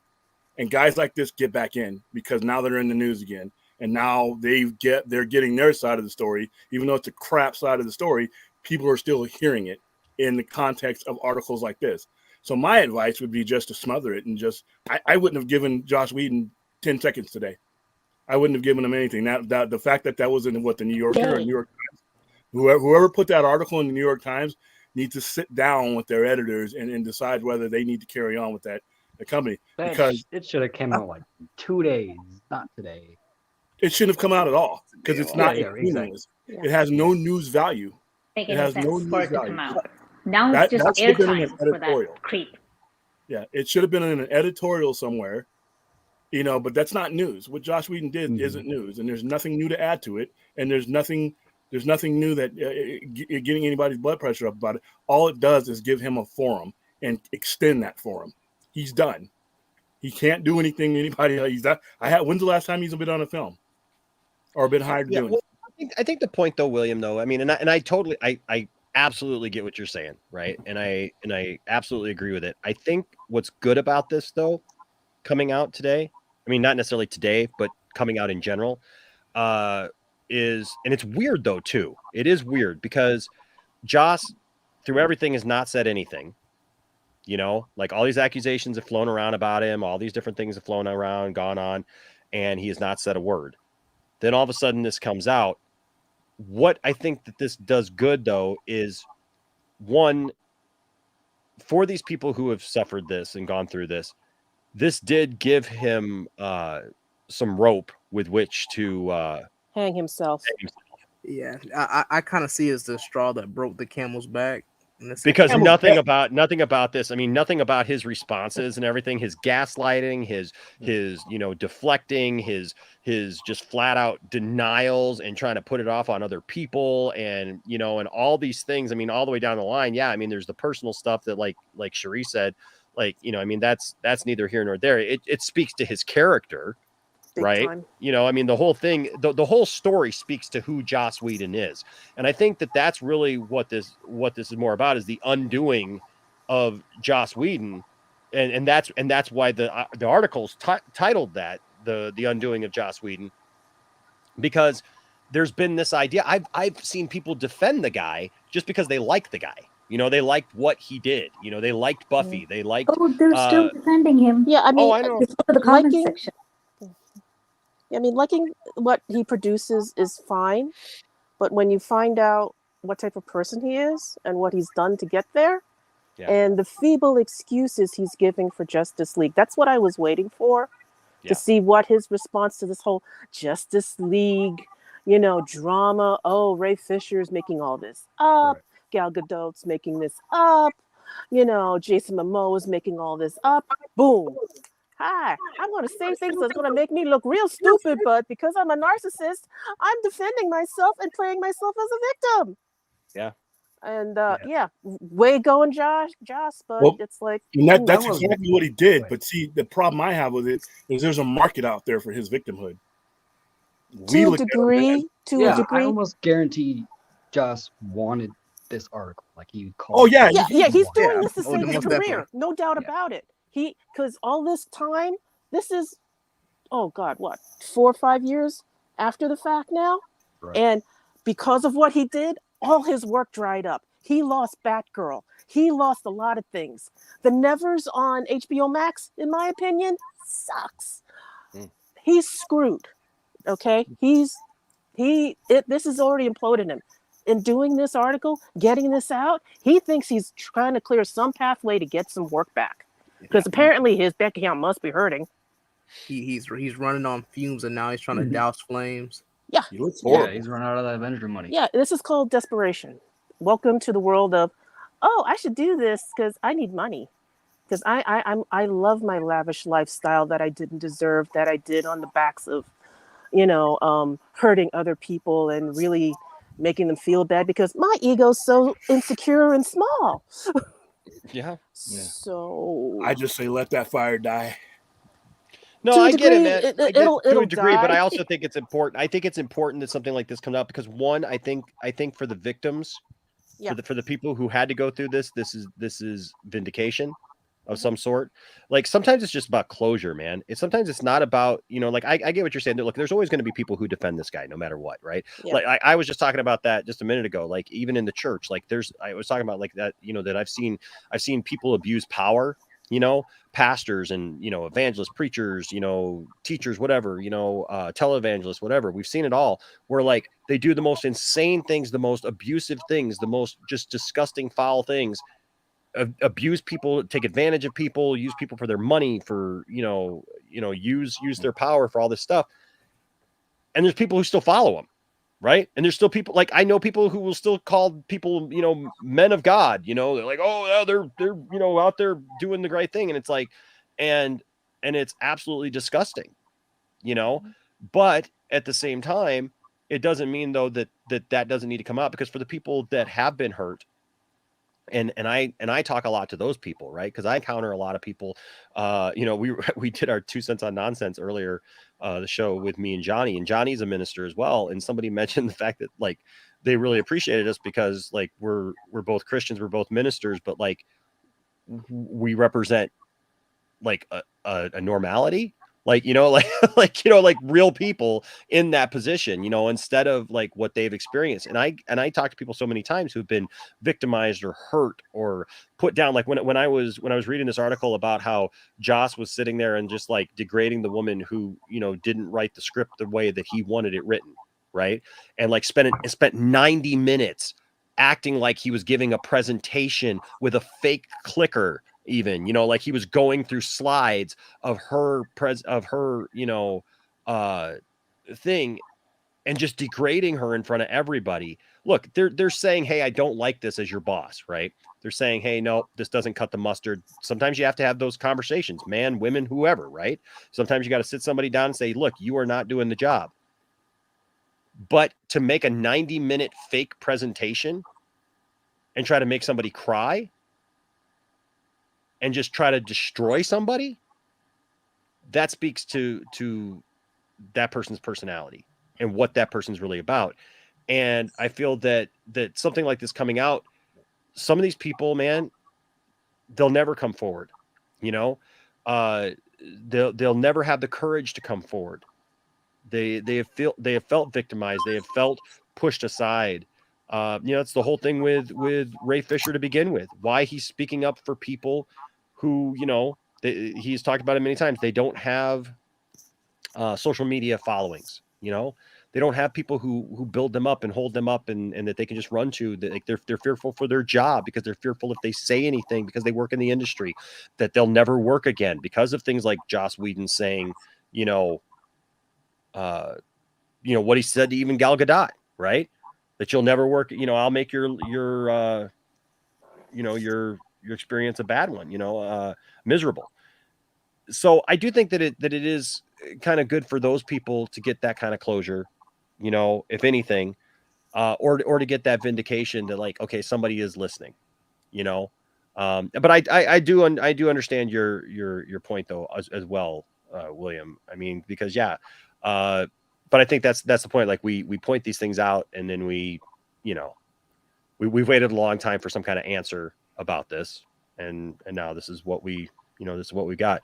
Hey, Cherie, we love you. Cherie just mentioned she's going to get going, but Cherie, we love you. Yeah. Do you have anything else? Do you have anything else to tell us on your way out before you leave today? Well, to your point, Enosh, yes, people were waiting for closure. This article, unfortunately, seems more like his side of the story, which we should not be giving airtime to. Anyone with more than half a brain will understand, will read through that and see through the BS. But there are people who will cherry pick what they want to pick out of that. And like William said, there is a forum for his kind of victimhood. So there's a danger here in him getting the attention that he should not be getting. He should be buried at this point. This is like Weinstein coming out with his side of the story, or Kevin Spacey coming out with his side of the story. I am finding it harder and harder to separate the art from the artist. There's a lot of talk about, but he did great things. And I love your Avengers movie. That was the first superhero ensemble live action that I have ever seen on a big screen. I loved it. I love the way the characters came together. I love team up movies. In general, I love the team up stuff and the ensemble stuff. I like different characters with different personalities working together and coming together for something. So that was awesome. So when they did say, like you said, when they said Joss is taking over for Zack, I didn't know much about Zack. I didn't deep dive when I saw Man of Steel or Batman vs. Superman. I was like, oh, this is a nice movie. Yay, there's Batman, Superman. Yay, there's Wonder Woman. And they said Justice League. I'm like, oh my God, finally they're all going to be on the big screen. And then, it happened and they said, oh, Zack's stepping down. Like, oh, well, that's unfortunate. And then they're like, Justice coming. I'm like, oh, he did the Avengers movie. He probably gets the right idea. Yeah. It's only after watching that dumpster fire is what, that's when I got frustrated. I'm like, this doesn't look like anything that a movie is supposed to be. Who greenlit that face on Henry Cavill? Somebody just tell me that. That was the biggest problem. Someone that who said hates Henry Cavill to that? Someone had to be fired for that. Please tell me someone did.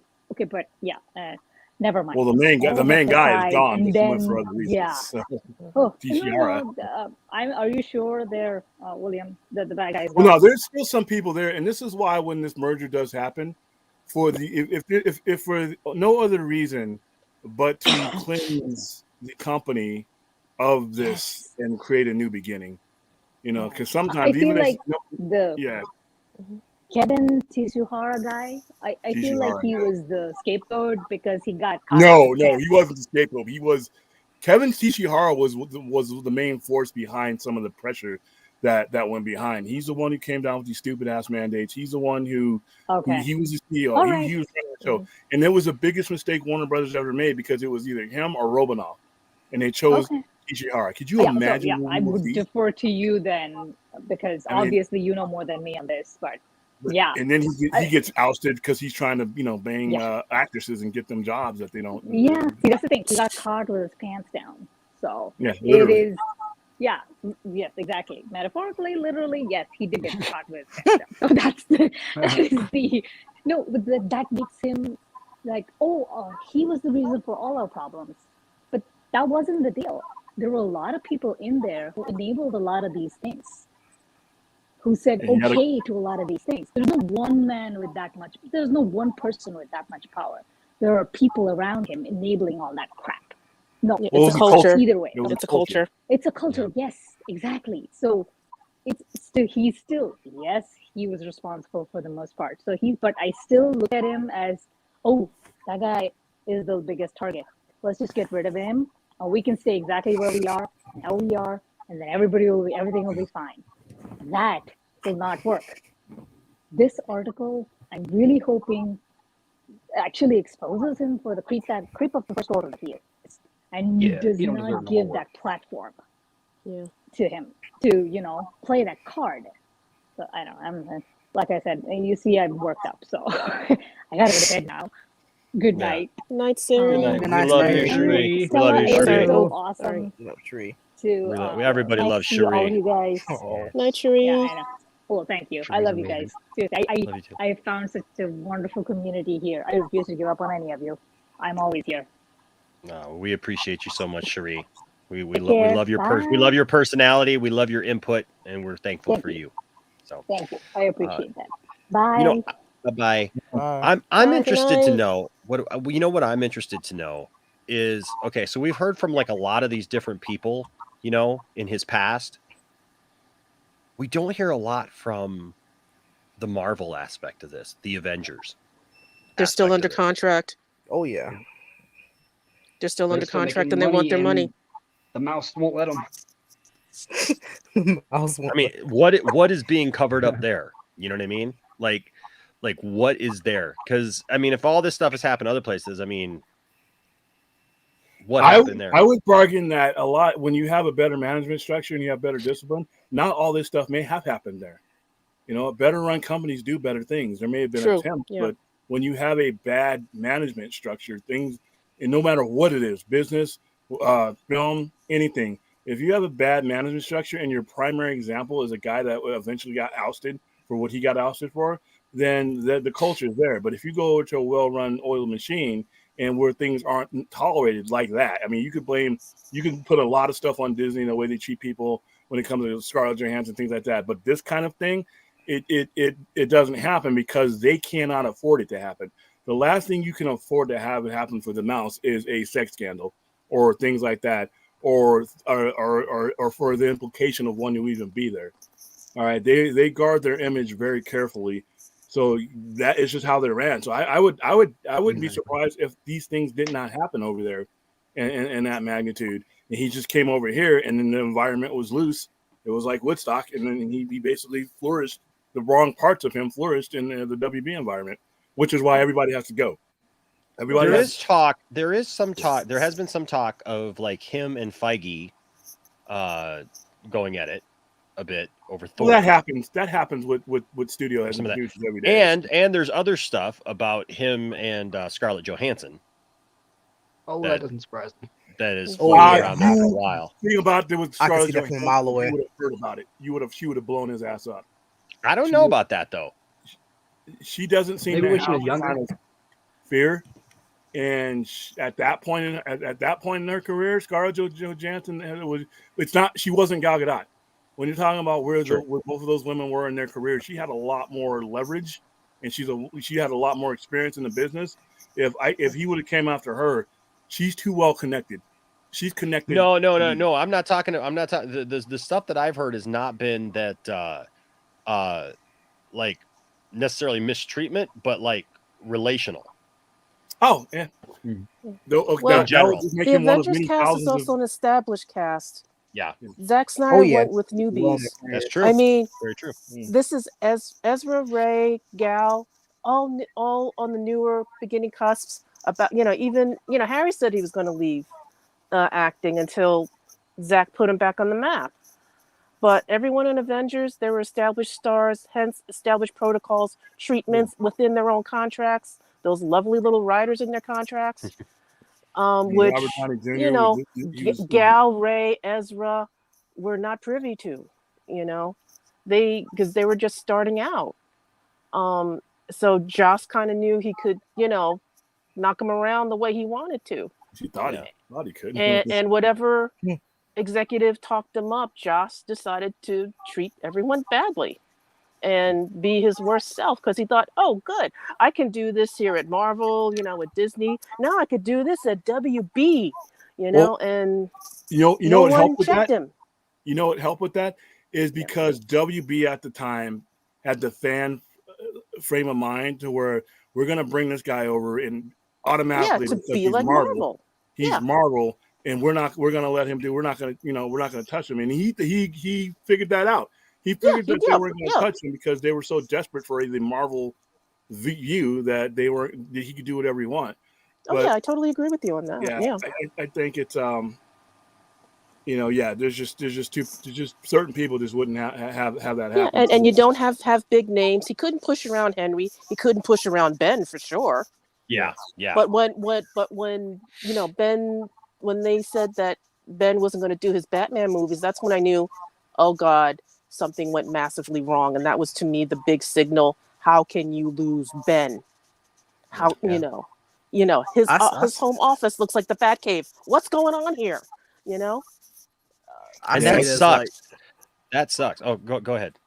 Oh, I see it as like WB, like it's like a grease fire. It's like your immediate reaction for those that don't know about it, is to instantly try to like put it like it's a regular one, throw water on it. That's what I thought. See, like Josh Whedon, them tossing Josh Whedon is. It's just like them trying to quickly like fix it with water on a grease fire. Just making it worse. That's a good analogy right there, because that's basically what they did. They thought they were they got uneasy about Zack, right? They didn't like Zack's approach, even though they put Zack in that position because they wanted Zack to make that type of movie. Like we were talking about this earlier this week, right? It's not like Zack just came in and said, "Hey, this is what I'm going to do." Right? Like they wanted a realistic take on Superman. They wanted a grounded take on Superman. Zack gave them the masterpiece that is Man of Steel. I will not back down from that. I don't care how many of you message me and try to tell me that it sucks, or tweet at me and tell me that it sucks, or leave comments or whatever. That right there is the gold standard. Sorry, Todd. But Man of Steel was amazing. Batman v Superman. Like, I'll be honest, I'll be absolutely transparent.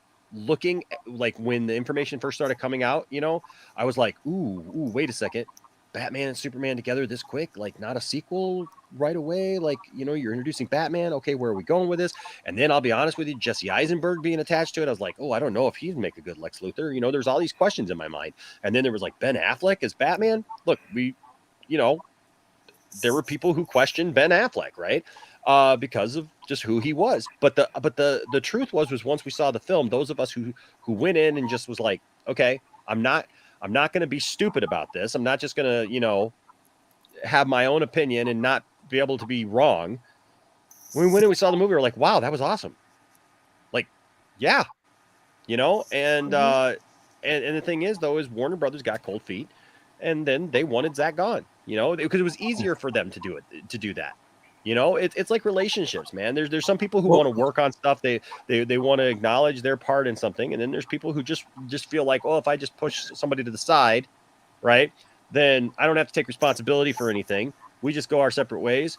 And the problem is that he had made something that really connected with people. Yeah. Mhm. If there had been no And MCU, if there had been no MCU, none of this would have ever happened. oh, I know. Yeah. If there That- had Yeah. been no MCU, none of this would have happened. MCU is great for what it was and for the people who like it, but it acted like an STD when it came to other movie makings because it infected the mindset of people who should have known better. And instead of doing things their own way, conducive to what they had and what their characters respond on, everybody wanted to do it the Marvel way.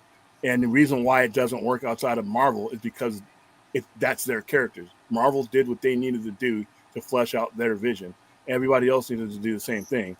And when they set out to give Zack Snyder this vision, they were okay with it until they looked over like an idiot driving a car who looks over at an accident just to see if there's any bodies on the ground, and took their eye off of their product, their eye off of their road, and they drove their car into a ditch. But had they made the right decision to begin with, but they got cold feet because the company was being handled by morons. And the people whose voices were getting heard were fighting for like the $1 billion standard were morons. Right? yeah. You listen to that stuff, Mhm. you know, and that's it. It was like I said, it's like syphilis. It started to mess with your brain and you couldn't function anymore. But that's what that the MCU was an STD to any other thing besides the MCU. It works Great for way to them. look at it. W. Murr here with a $4.99 super chat. Thank you, W. Murr. Says, I love this comment. I can't imagine Whedon treating Sam Jackson the way that he did Ray Fisher. Can you imagine? Oh, Who'd have got smacked? Oh yeah, Oh. Sam. Oh, he'd We're have a smacked. field day with this one. Oh, oh yeah. Oh, to be a fly on the wall with that. Oh my god. All the MFs that are involved in that. Yeah. Can you imagine Whedon just trying to like mess with Sam Jackson? No, pop thank you. the popcorn? Oh, the roles would have been reversed. Pop Mhm. the popcorn? Going out of the trailer.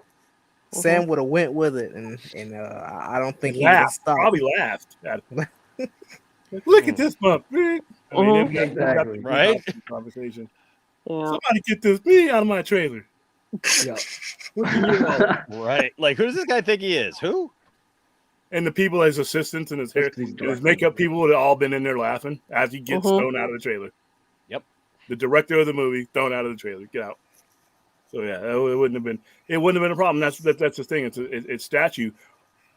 But if you are running a company properly, you shouldn't have to have the stature of a Samuel L. Jackson or a Robert Downey Jr. If you're running the country properly, not the country, the company properly, then that shouldn't matter.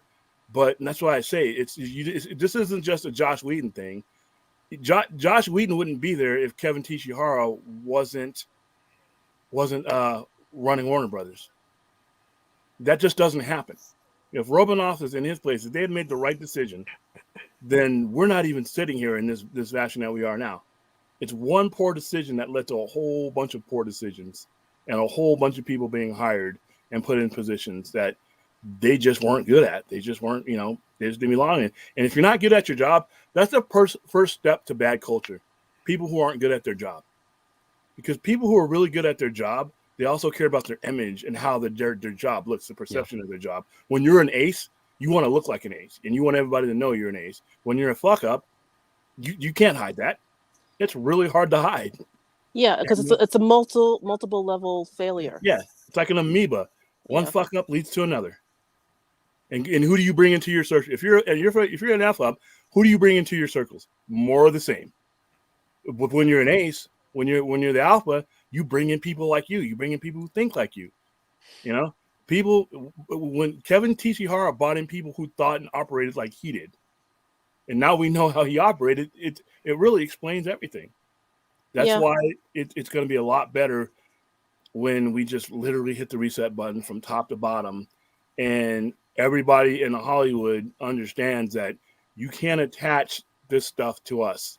When the new regime comes in, and the first thing, Warner Brothers does this, and if I'm off, I'm like, oh, stop what you're saying. Mm-hmm. That's not us. Oh, you had a problem with the guy that's below. Oh, he's gone. Anyway, let me introduce you to this guy that I brought over. And a lot of this stuff is going to go away because it's not going to have any room. It can be in somebody's book somewhere, but it won't be attached to Warner Discovery. And that's the most important part is this stuff right now, Whedon and all this goofiness, all of it's still attached to Warner Brothers. So the first thing that the new regime has to do is they're going to have to clean them. They're going to have to be the penicillin, like I always say. Yeah. Otherwise, they're going to inherit what we're talking about today. Oh yeah. You know? And they use brand new people. I need a brand new Warner Brothers studio head. I need a brand new DC Films head, just for the pure reason that everybody needs to know that this is a new beginning. Keep your complaints about the old regime. Go talk to them. Go tag them in a Twitter tag. But as far as this new company, I do have to ask this because I've been out of circulation. Is Toby Emmerich a friend of Zaslav? they're contemporaries. I don't think they're enemies.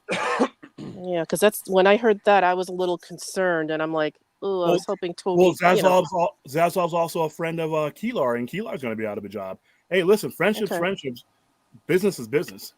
Oh yeah, I mean, I know, but I was hearing that, Zaslav might keep Emmerich around, and I'm like, No. because I already know they kind of showed Emmerich the door. Because that's one thing that I can say when the studio put up that Emmerich has 2 or 3 years left on his contract, they don't usually say that. They don't announce that. But for them to say that, it's basically saying, here's the door, please step through and don't let it hit you on the way out. Yeah, and they can do it politely. All they got to do is say, we got our own people. Yeah. And we're going to pay you your contract. Some of these guys are going to want to be bought out. Or they'll probably work out an agreement because some of these guys, believe it or not, are desirable in other places. And Sarnoff is going to be desirable. Keelar is definitely going to land on his feet. And Vulture Article, he's a studio head. He ran New Line. He'll be fine somewhere. So a lot of these guys are just going to get severance packages, or they're going to be put in other positions while their contracts expire. It won't be news. Like, you won't wake up one day and so-and-so is fired. So-and-so is, it's not going to be the big thing that most people would want. They're just going to be quietly hired. You mean David, that Zaslav isn't going to make like a video and just like come up like an address and everything and just like sit down and say, ladies and gentlemen, I brought you all together to tell you that Walter Hamada is being fired for being a racist and the things that he did to Ray Fisher. Nope, that's not going to happen. We'd like it, but we ain't going to see it. Yeah, okay. He'll be given a severance pack, or he'll work out his contract, or he'll imagine, be given severance package, and that'll be it. And you'll quietly, it'll happen. And what you'll know it'll happen is because all this stuff that we've been talking about, like some of these plans, you're going to start hearing less and less about some of those plans and more about some of the newer stuff. And all of a sudden, you're going to realize, wow, I haven't seen so-and-so or heard from them in a long time. And because they're on their way out, they're gone. And that's how it happens. It's going to be seamless. They might even be sitting there next to their replacement in some cases. Walter Hamada might literally be sitting next to the next president of DC Films, who won't be operating in that named position yet out of respect, but that'll be the guy. He'll be the director of content or director of IP or something like that. That's literally would be the boss of Walter Hamada. And as Walter Hamada's contract runs out, then that position disappears. And that director of IP content is now the president of DC Films. Same thing with Zaslav. Zaslav is his role really takes over for not only Keelar, but technically Emmerich too, if he wants to have it that way. All he has to do is say, you know what, I'm here now. We've consolidated that position. Thank you, Toby, for everything you've done. And he can release him from his contract to go to other jobs, or he can give him a payout. He'll give him a balloon, and they'll all be fine. Yeah, and it'll happen real quiet. It won't be news. We'll be like, wow, whatever happened to so-and-so? Because these people are not news to normal people anyway. The general audience doesn't know who Walter Hamada is. So wherever they get hired will be kept quiet until something happens. So yeah, and for the most part, Walter Hamada, outside of the mess that he walked into, he may have made some decisions, once he saw the mess. But prior to that, the guy had a very good reputation in Hollywood. All right, Toby Emmerich, I mean, prior to all this, had a pretty. Some of these people just need to get away from this situation themselves. Yeah, to restart their careers. Our Ann Sarnoff wasn't a part of most of it. I mean, she's just the normal Corporal Shield, but you know what? There's a place for her in Hollywood. She'll get a job quick. And I know these people will not be hurting for money. They always get hired someplace else, unfortunately. And they'll do great jobs somewhere else. It's just this environment right now needs brand new people. It needs brand new air. It needs a brand new look. It needs, like I said, it needs a coat of paint. When you use a house in your neighborhood, everybody has one that somebody's been trying to sell. It looks like crap. The lawn's all chewed up, and the pipe is red, right? So somebody flips that house, wants to buy it. What's the first thing they do? They throw a new paint job on that house. Now that same decrepit house you've been driving by, looks like the Michael Myers house. Now it's like, wow, there's a fresh coat of white paint on that house. You know, put a for sale sign out there. Now people who thought it was haunted are now, wait, I want to go take a look at it. What's your asking price? And that's what when I first looked at this house that Tiffany and I bought, it had sat here for like, I think it was like 5-6 years. It's a nice house, but it just sat here, right? And somebody had broken into it. It had some damage to it and everything. They had cleared out a bunch of stuff. And Tiffany and I looked at this house a year before we bought it. Literally a year before we bought it. Okay. And then a year later, Tiffany was looking. She saw the house online and she started laughing because she saw the price. And she goes, you got to go with me to see that house again. And I'm like, why would I go see that house again? And she's just like, just trust me. We got to go see it. And we got here. And I mean, they had updated the entire place. Somebody had come around, to flip it. And filled the house with it was almost like somebody had come to us, and said, hey, I'm going to buy this house for you, Enosh and Tiffany. Like, what do you want in the house? And everything was perfect, right? But it was a completely different house. Yeah. It was the same house. It was the design that we fell in love with.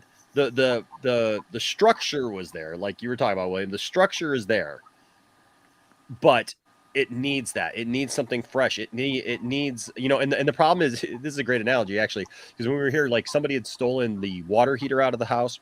Somebody stole the furnace out of the house. Like literally we're walking around, the lady is showing us the house and she's like, well, I don't think there's a water heater here, but at least the furnace is there. So I go over into the furnace room and I'm like, yeah, the water heater's missing. I said, I thought you said there was a furnace here. She goes, yeah, look at all the ducting. I said, no, see, that's all where all the ducting goes in the middle, that area there. That's supposed to be a furnace. It's just nothing. And so, but then when we came back, there were like all these, all those parts that were missing and the parts that were run down and everything had all been built up. And, our next door neighbor, she grew up in this house. And when we bought the house, she was super excited that we bought the house, that a family was going to be living here and stuff, because she grew up here. Her and her husband live next door now.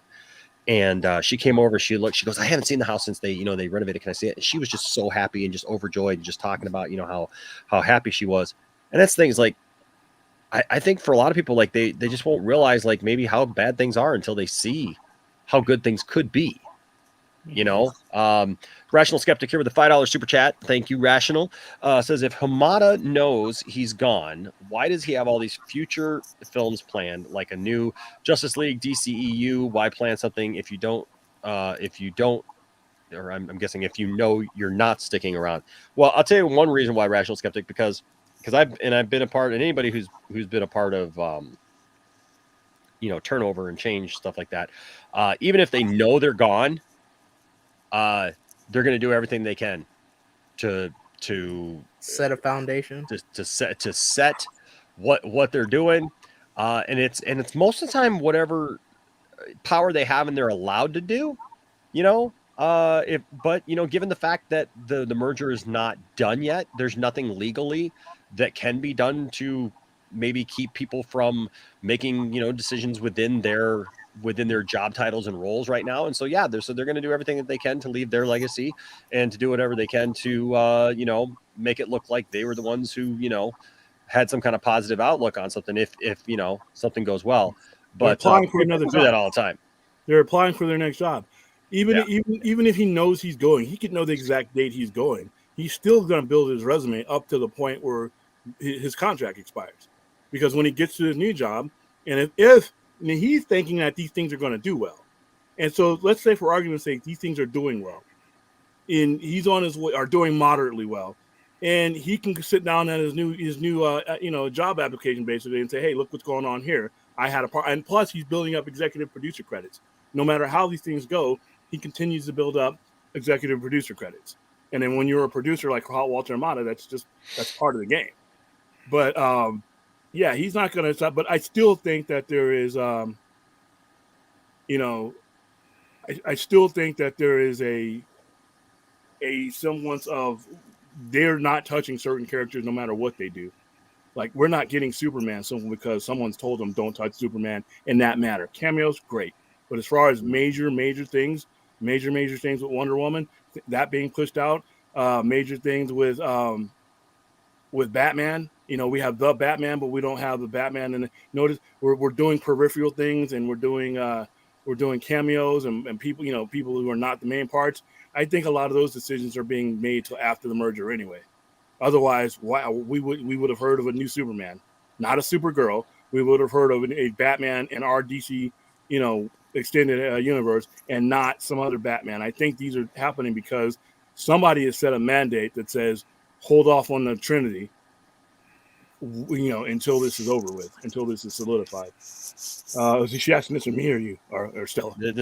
He asked Stella this, and I love Stella's answer. But you can go ahead, Stella, and tell him what you said in the chat. Oh God, I said hell yeah. It's one thing. Okay, my personal opinion, not Poindexter Lounges. When legally you have basically, oh God, labor issues, you have to address them. They will come back and bite you in the butt.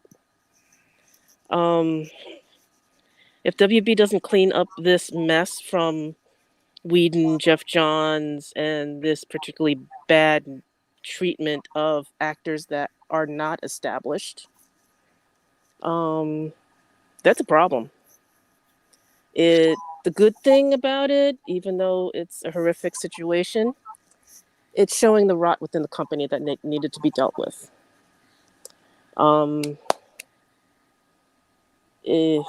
I just can't.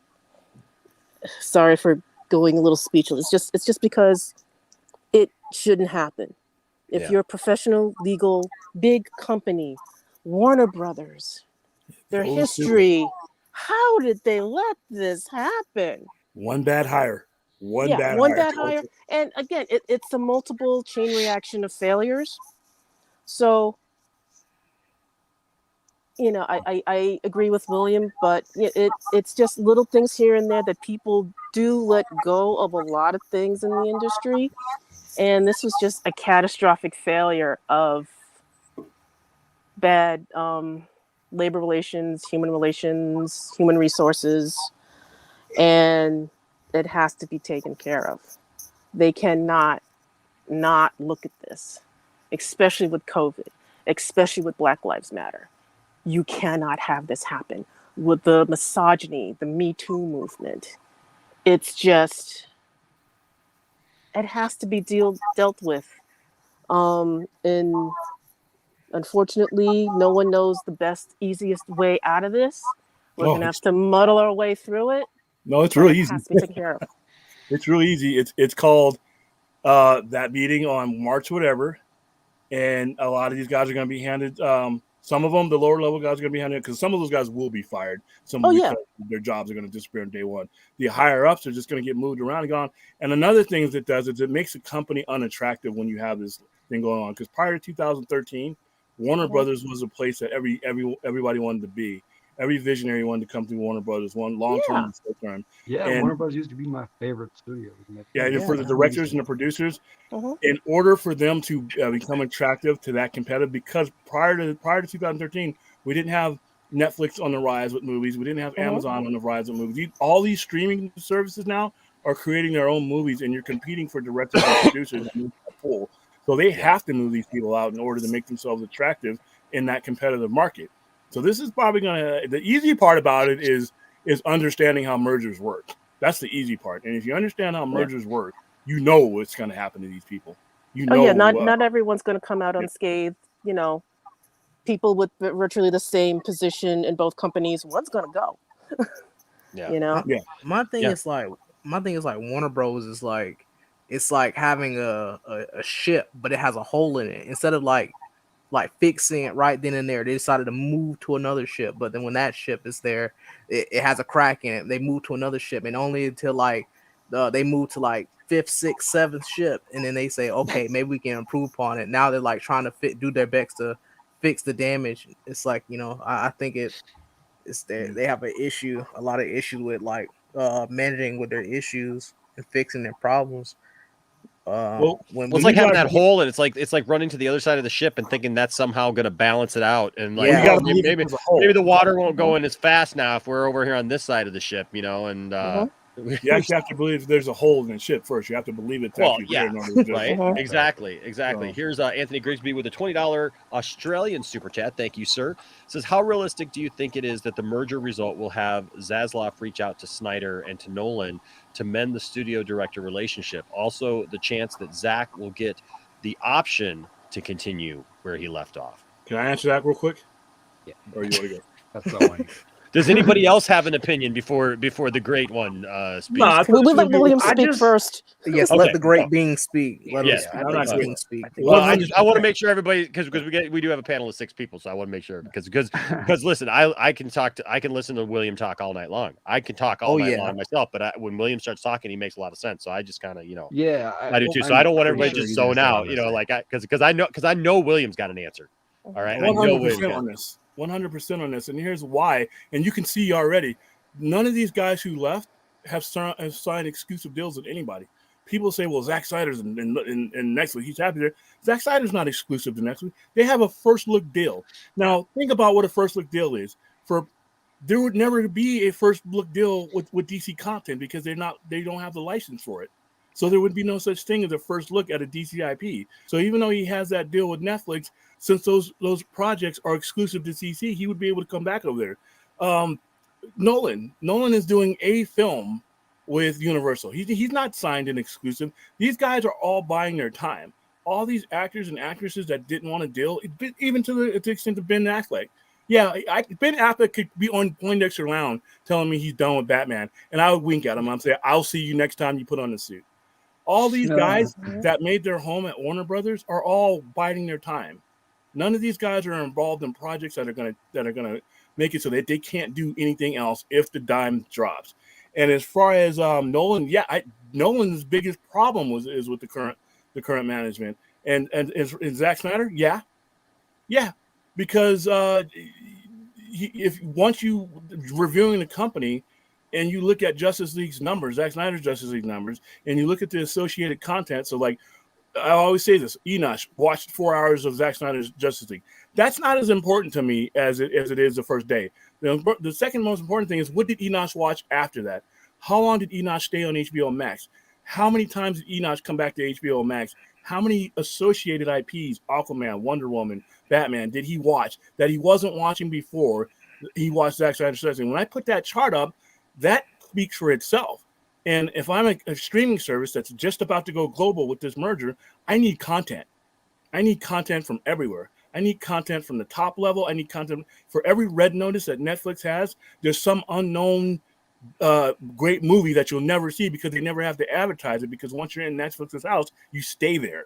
And that's what HBO Max needs to become. So things like Zack Snyder's Justice League and anything else are going to have a home for HBO Max because of the fact they are starved for content. They don't have nearly as much content as the people that they're competing against, the Disney Pluses and the Net. I think they have the best service, but you need content, because once I get in there, I need to stay. So in Zack Snyder's Justice League, just the headline alone gives him notoriety. He seems to, from what he said, to have the understanding of the IPs and how they should be handled that the current regime just does not have. So my answer will be 100% on every one of those questions. And now I'll mute myself. Don't mute yourself, William, please. I've been saying this in chats in chats for a while now. Someone at Warner Bros should give William a job. Yeah, telling you. 100%. William.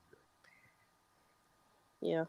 William It'll puts be in the everything very mailroom. eloquently and succinctly. right. Flipping And by the way, burgers and Monkey Jeebus, I just saw I just saw what you sent me.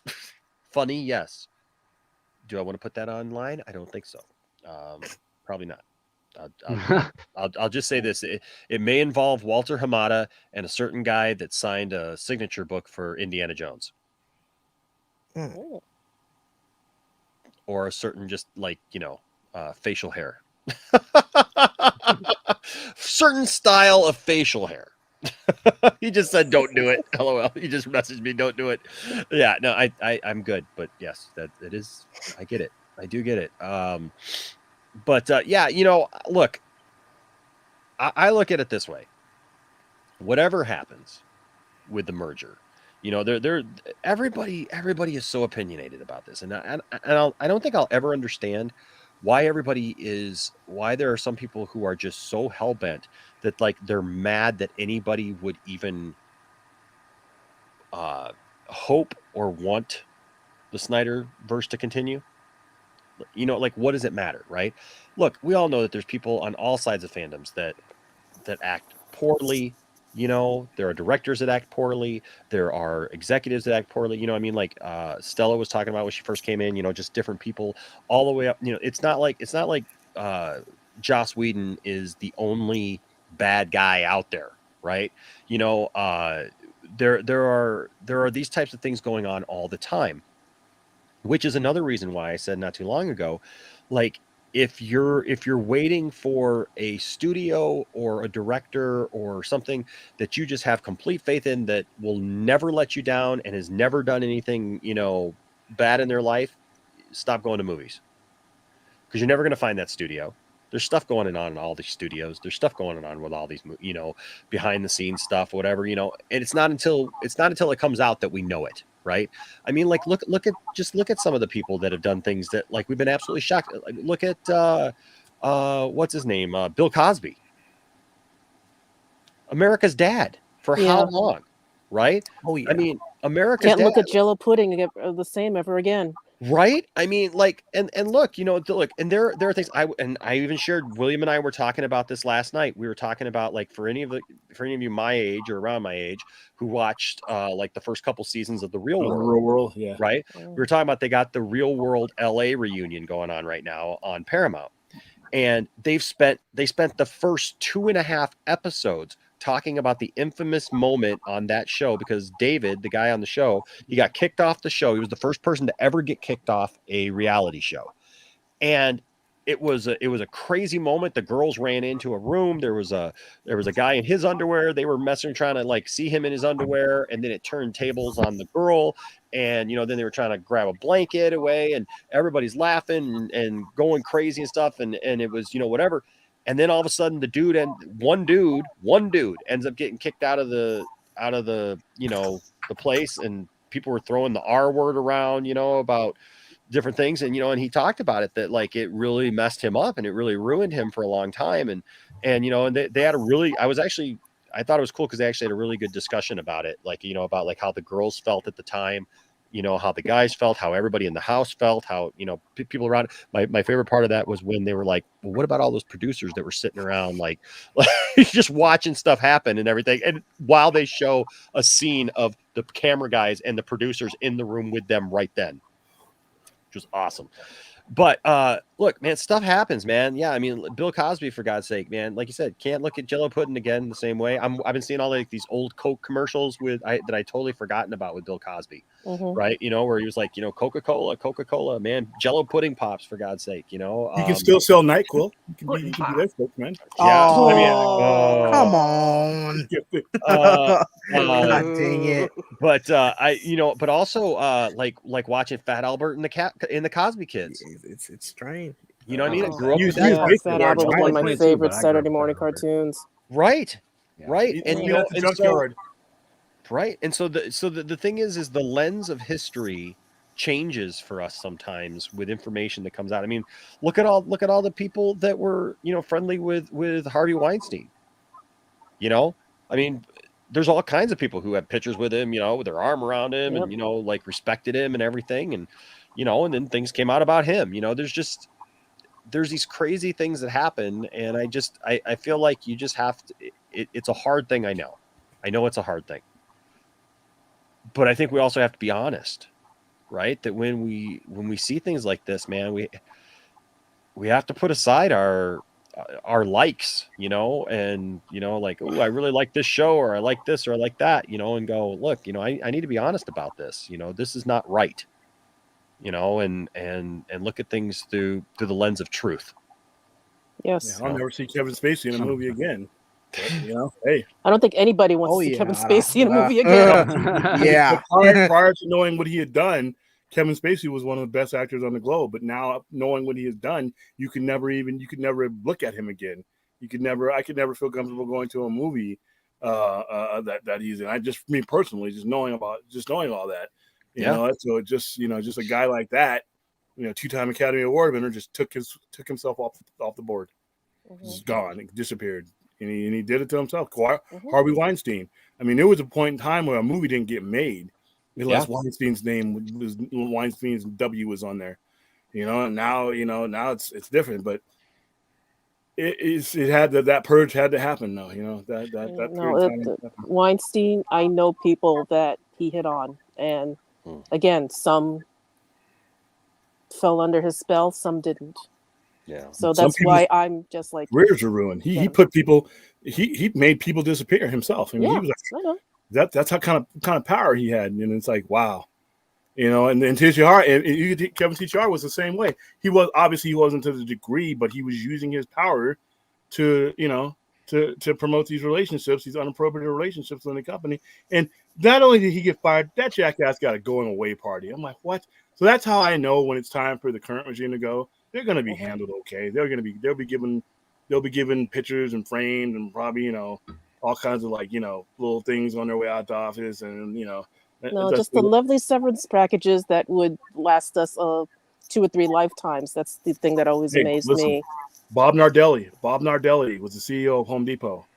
Yeah, they wanted that guy gone so bad, $210 million to get him gone. Oh yeah, I know.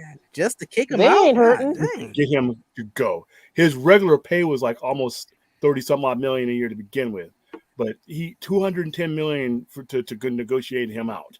Wow. So that was by Bernie and Arthur, the founders of the company, that just said, you know what, stockholders, if we want this guy gone, we're gonna have to pony up. Me out for that much. Yeah. Yep. And that's what's going to happen with these guys, with Emmerich, these other guys. Not to that extent, because they're not part of a Fortune 500 company. But these things happen every day. So I just can't wait till it's done, because we'll notice. And people like us are going to notice a sea change from the beginning, because you're going to see certain ideas that we've been talking about for a long time happen, because I think the people that are taking over, their enthusiasm is going to be there, you know. And it's just they know what's been going on. They know what's going on, because the company wouldn't be available in the manner that it is. They're taking a loss. AT&T bought this for $74 billion or $71 billion. They're selling 46 billion, I believe. Right, so the people incoming know that the company needs a fresh new paint, fresh new coat of paint. And they also might just sell off the film division, because they just wanted the communications part. The what? So they're not getting that though. Yeah, they're getting they wouldn't sell off the film division, because the film division means library content and licenses. So those are valuable things. And people are always saying, well, they'll just sell DC. They will never sell DC. They might not sell the whole library, but they do sell, you know, some titles here and there.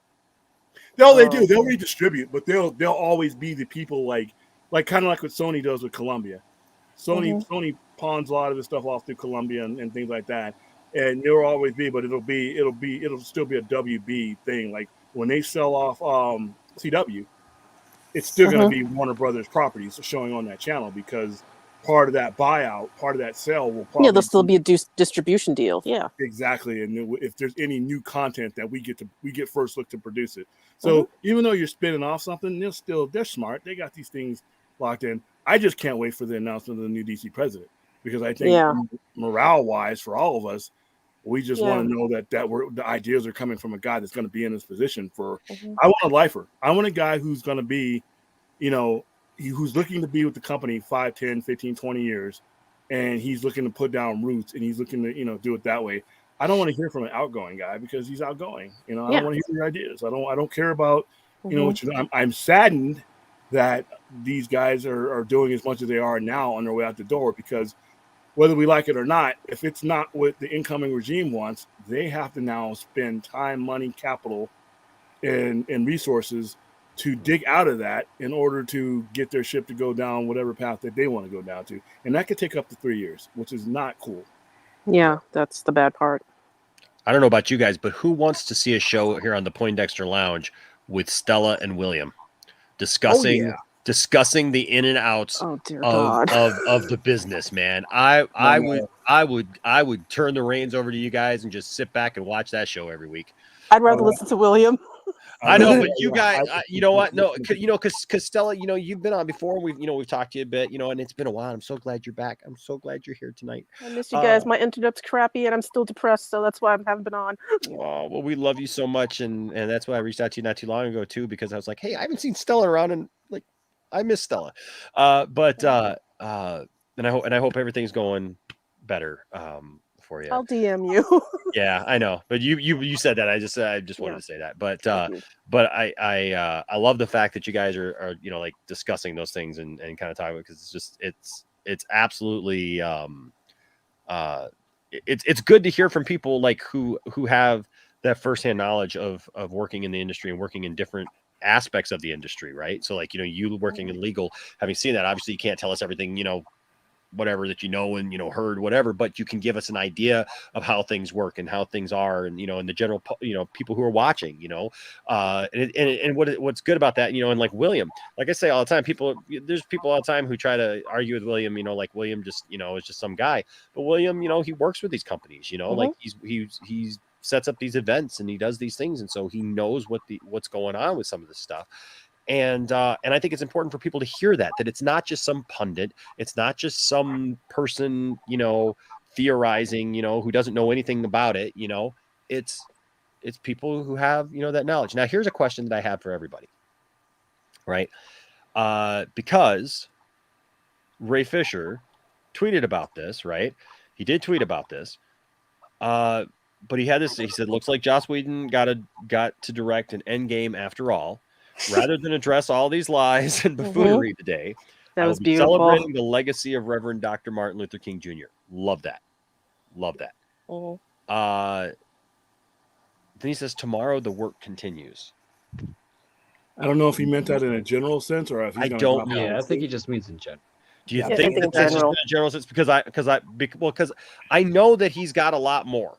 Okay, I know that he has a lot more that he can talk about and go into and whatnot.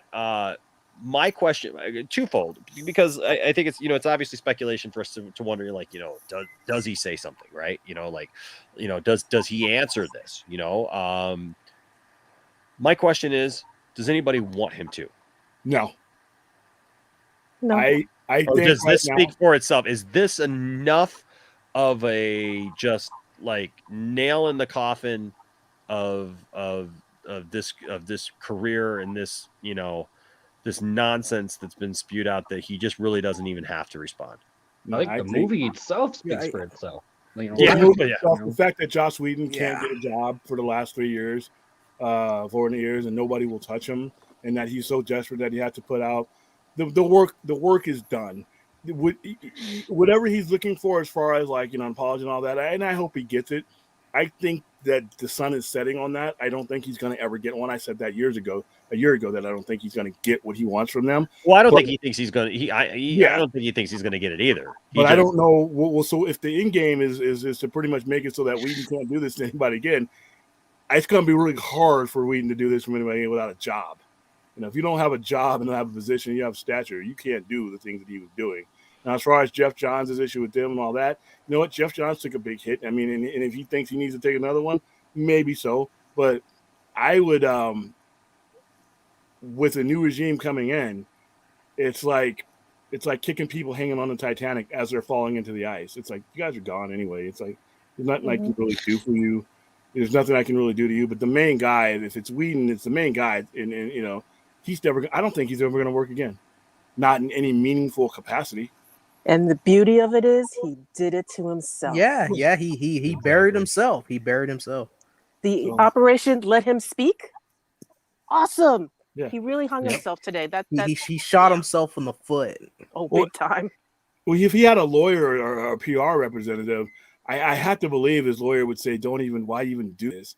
And I know there's an audience out there for people who are going to be like, see, the Me Too movement went too far. And that's always my biggest fear. As long as he's out there, that he could be perceived as a victim. Like I said, there's an Al Franken situation here. Joss Whedon does not fit that. Trust me. I'm not saying that, but there is an Al Franken thing here to where we had people mentioning Al Franken in the same voice as Harvey Weinstein, and that's where the backlash came. So that's where I don't want this guy to become a sympathetic figure, and I just would rather bury him and not speak his name and just basically. Oh, we can. I think this is just cathartic for us because we've been following this for so long. It's like, okay, Joss finally responded, and it's really weak. Yes. Yeah. You know? And he'll probably be looking for a new job with the new administration. I guarantee Ray laughed his ass off. I'm sorry. Yeah. He probably puts that article at the bottom of his bird cage if he has a bird. That article is right under his parakeet. He has a bird. He literally pulled the pin of the grenade and waited to the last second to try to chuck it and blew himself up. It's amazing to, you know. I have to share a slight tangent on this. I was in New York when they had those special screenings of Zack Snyder's Justice League. Oh, awesome. I wanted to, if I had your phone number, Enosh, I would have called you. Ray Fisher was sitting 3 seats away from me, and I had to bite my tongue all through the movie. Oh. Can I speak to that, to Ray Fisher himself? Like his acting in the movie and how that affected me? Because, the movie and Ray Fisher and how the movie itself and the events of the movie, how Ray Fisher's story, and with his dad, and then at the end with the recorder and all that. Like, at the time when Zack Snyder's Justice League came out, I wasn't talking to my dad at all. Like, we were in a big fight and we were talking. When I saw that movie, it literally, like, it made me rethink everything. And it actually did, like, what I felt like what happened to Cyborg himself in that movie. You know, like, he realized where his dad was coming from. He didn't want to lose his kid, and he was trying to instill what he thought was right, or at least save him. You know what I mean? And, you know, that was kind of the same situation with me, and it kind of touched me a lot. Well, that's what good movies do. That's what Zack does. That's what Ray does with his acting. Oh, and just to finish off the movie thing. In the beginning, when I realized he was there, I started chanting suck it WB. And I saw him grin like anything. That's awesome. So we all started chanting suck it WB. That's awesome. So and I got a picture with him at the end and everything. He was really sweet because no one knew I knew. And, you know, the theater was like, we have a surprise for you. Don't leave. Of course, some people left, but the ones who stayed, you know, we got pictures and everything with Ray. And the funny thing is when we were waiting online to meet Ray, a woman that I had run into during intermission was like, I'm angry at you. You knew he was here and you didn't tell us. And I'm like, okay. I knew he was going to be here at the end. I wasn't going to blow it. But, Enosh, I was like, oh, God, I got to share this with somebody, but I can't. Oh, man, that's awesome. That is awesome. Well, I'll tell you what, man, I can't wait to meet Ray one day in person. We've talked about it so many times. Him and I talked about, like, how we want to meet. You know what I'm looking forward to also is Ray Porter. Because Ray Porter is like, he's like, Enosh, he's like, Porter. I can't wait to come to Michigan because once I'm in Michigan, I'm coming to your house. I want to sit down. He sounds like me. I want to have dinner. Me. No, but he's not here to steal stuff. He says, I want to sit down and break bread with you and your family. And he's like, I just want to give you guys a big hug. I mean, that guy is such a sweet guy. And like when he said that to me, I was just like, what world do I live in? When did this happen? First of all. And then, and then Ray, Saggy, met him at her local Comic-Con, and I just happen to have this right here. She got this for me. She waited in line, and let me hold on a second. I was going to talk about this comment here from Cupcakes Chloroform. Warner Brothers can't keep hiding behind we don't respond to toxic fandom. This situation is way beyond that. But what are they going to say, right? Awesome. Yeah, at this point, it would just be just redundant. But this was so cool. She got this, and so she had to wait through the line, and of course, you had to write out what you wanted him to sign, and so she told me that she was meeting him that day, and so she told me that she was going to get this for me. and it got bent up a little bit in the mail, but it's okay. But But you frame it, it'll be okay. yeah, it'll be fine. It'll be fine. But so Enosh, I'm waiting for your package. Wait a minute. What's going on here? Oh, yeah. I was like, wait. I was like, what? Yeah, what now are we talking about? Package talk stuff? Yeah, Okay. sorry, I was about to say, yep. That's That took a turn. Yeah, that was weird. Yes. Please make that a drop. I want to be a drop. Yes. Yeah. Please. What time in the morning is it That would be again? the greatest thing ever. Yeah, we're not quite at hour 4. But okay. But no, so she wrote this, and he's just signing stuff, and she said that when he saw my name in Poindexter Lounge, that he got that same big grin on his face, and he looked up right away, she said, to see if I was there. And of course it was her, so she ended up talking to him, saying who she was and everything. And so, but probably but yeah. hit on him too. So. Oh yeah, she hit on him. Of course she hit on him. Yeah. Are you kidding? When Wayne T. Carr was here, she was like, she was trying to hit on Ray through Wayne T. Carr, being like, hey, can you talk to your boy? That's just Saggy. We love Saggy. But yeah, but like, I really appreciated that. And like I can't wait to have that opportunity. But I mean, yeah, it's just people ask me all the time, like, why do you believe this stuff? Why do you know this, that? It's like, well, one, I've talked to the guy. Okay. It's a lot different than just reading an article or watching a video, right? Or something like that. When you talk to somebody and have conversation with somebody, things that, you don't get into, with different things, whatever. And you hear their heart though, and you just hear them talking about their lives and hear them talking about who they are. I'll just tell you right now, Ray Fisher is one of the most genuine men. Yes, he is. That I have talked to, that I have interviewed, that I've seen. Him and Ray Porter, it's just like, it was just like an overload of niceness, man, having him and Ray Porter here at once, that when we did that charity stream. I mean, and I'll tell you what, Wayne T. Carr, man, like, I can't wait to see him act in something, because I swear, man, he's the same way. He's got that same spirit about him, and I really connected with Ray because, Ray's talked about his grandma and, and the relationship that he had with her and some of those things. But what really connected me with Ray that I really understood, and I don't think a lot of people understand this, is when he started talking about, like, look, I don't care if I have to go work in a fast food restaurant. When people were like, oh, he's going to lose everything, he's going to mess himself up, see, he's going to screw himself. And they thought that was like some kind of insult to him, right? Oh, you're going to end up working back at fast food. You keep talking this way. Anyway. You're going to keep ticking people off, and all of a sudden, you're going to be still getting work in the industry. Right. He's about to be in a new movie. Exactly. I mean, he literally just came out in God, my COVID brain. What the project he's in right now? The women and why is my brain? COVID brain is real. I swear to God. Like, my headaches are horrendous. I know. I've had like these headaches, like literally, like right here. It's just, my brain is just hurting. But, anyways, what I was saying is, when he said, here's the thing: if I have to go work in fast food, it's like, if I never get another acting job again, I don't care. Women of the movement. Women of the movement. Thank you. My brain just wasn't putting that together. Yeah. When he said, I just don't care. Like, it doesn't matter to me if I ever work at another movie again or act or do whatever. I'm doing what I know is right. Cameoed in. He's like, I'm doing what I know is right. That means, guys, I mean, that's putting your money where your mouth is, right? Mm-hmm. He could shut up. He could just go do what do what he's told, right? Just accept it. Oh, it's part of the business, right?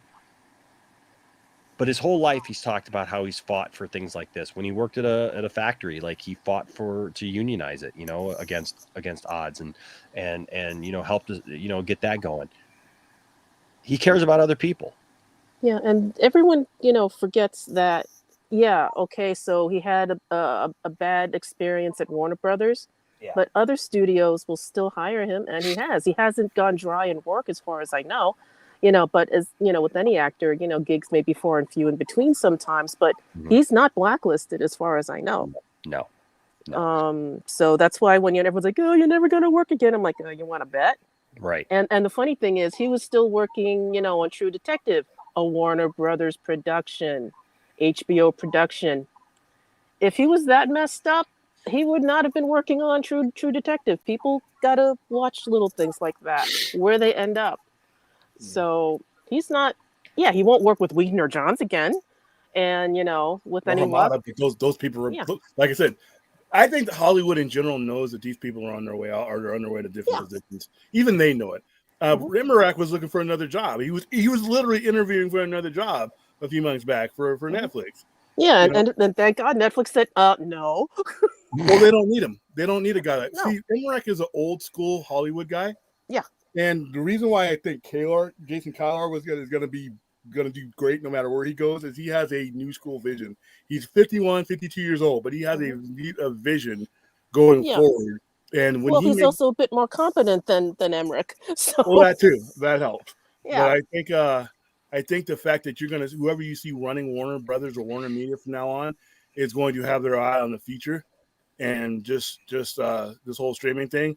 And I think Ray Fisher, you know, as long as Zack Snyder's around, I mean, I think you won't have a problem getting roles. I wouldn't be surprised to see him in Zack Snyder's Star Wars thing, or when Zack Snyder returns to Warner Brothers, like I fully expect him to. Oh, I do too. I'll be honest with you. I would not be surprised to see him in Rebel Moon. If there's a role for him, I would not be surprised to see him in. To be honest, I want everyone that Zach's ever worked with to show up on Rebel Moon. Momo will be there. Oh yes, please. Oh yeah. Sit down. Rebel Moon. I'm so excited. Work out all those little cameos and stuff. Easter eggs for us to look for. One quick thing though, not all Warner Brothers is bad. Yeah. I know we zero in, but boycott Warner Brothers. Yeah, the same company that screwed this up. Every single thing. Revolution. The same company that screwed this up gave me Blade Runner 2049, gave me Dune, gave me some of the best movies to come out in the last decade. It's not all of them, and it's not every aspect of them. That's why the whole boycott Warner Brothers thing kind of bothered me, because you got to focus on, I mean, really our problem for the most part is with DC films and that little area there and some of the people that were attached for it. But you're boycotting people that most of the lower level, mid-level people are still going to be in their positions when this merger happens, because their jobs aren't going to be redundant.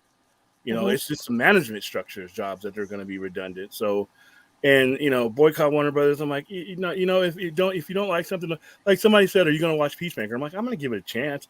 And I thought the first 3 episodes are kind of goofy and kind of lack coherency. But I know as long as I watch these things tend to get better as they go on and things get fleshed out. So I'm not going to boycott that just because I didn't get what I wanted from the Snyderverse.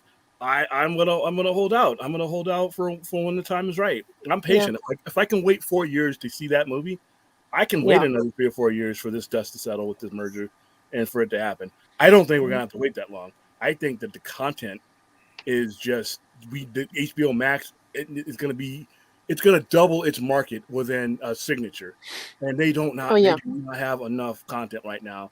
So I think you're gonna see, and then I think people are like, well, Zaslav runs a tight ship and he's cheap. Yeah, he runs a cheap ship at Discovery. It's a Discovery, but give him money and he'll have some fun. This is a whole new ball game, and they've already said we're going to spend some money, because if you don't have the perception of putting quality and putting the backing into your product, that bleeds out to the customer.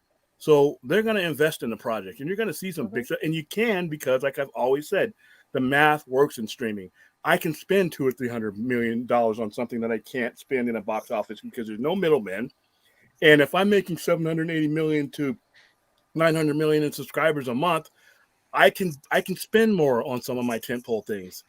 That's what Netflix does. Red Notice, how much does Red Notice cost them? Doesn't matter, because they're pulling in $12 billion in revenue. It doesn't. They have to understand that. That's why people say, "Well, he never spend that much on the budgets. Won't ever happen for Zack Snyder's Justice League to continue." I'm like, yeah, well, you want to bet? Yeah, No, if they want it, they'll find the money. Yeah, and they'll reveal those numbers to us eventually when the new hierarchy takes over. somebody's going to put those numbers out in the public domain, because if you're going to spend that kind of money, you're going to want to justify why you're spending it. And all he has to do is say, you know what, Justice League had this many subscribers, and he'll lay it all out, and then his financials will be like, yeah, well, here's our suitcase full of cash. So it's just that's the money. Follow the money. That's all we got to do. It's like I keep saying, like, you know, when they're talking about spending, you know, what is it, over $22 billion or whatever a year on content, man. That is, first of all, it's more than anybody else is spending on content.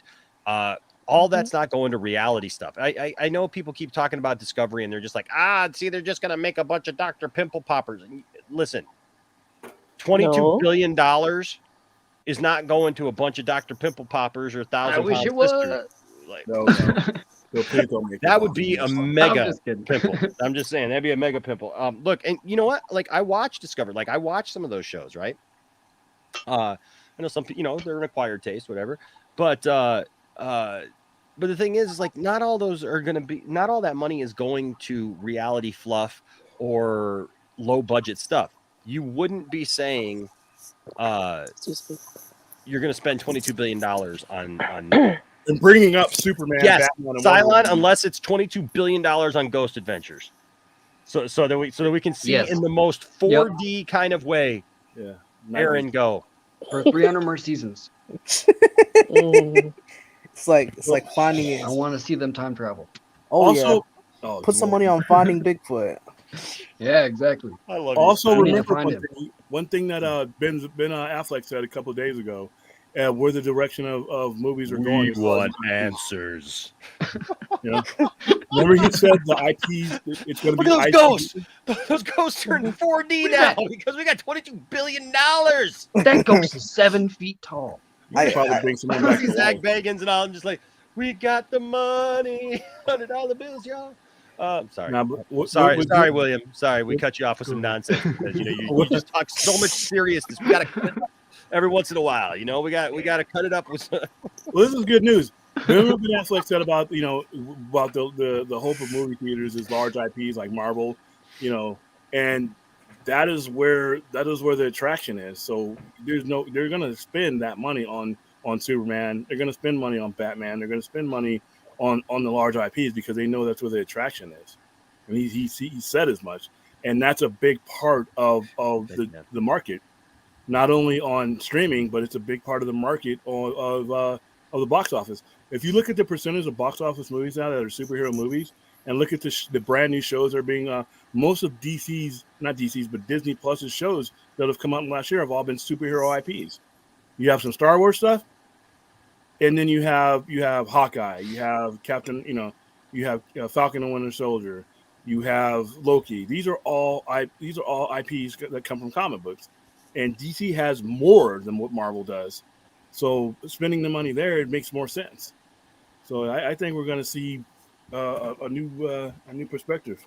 Can we just look, if we're going to make another Elm Street, can we just can we bring back continuation like this Robert Englund one more time? Yeah, one more, just at least one more. I really don't want to see another Nightmare on Elm Street at all.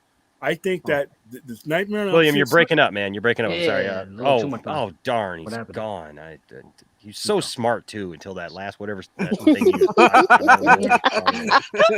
I love William too. And then he just listen. Certain things have their time and place, and they're in that time and place. I always think of it Miami Vice. One of the coolest thing about Miami Vice for people old enough to watch that show is it is totally encompassed in the 80s. That is where it belongs. It did not air once outside of the 80s.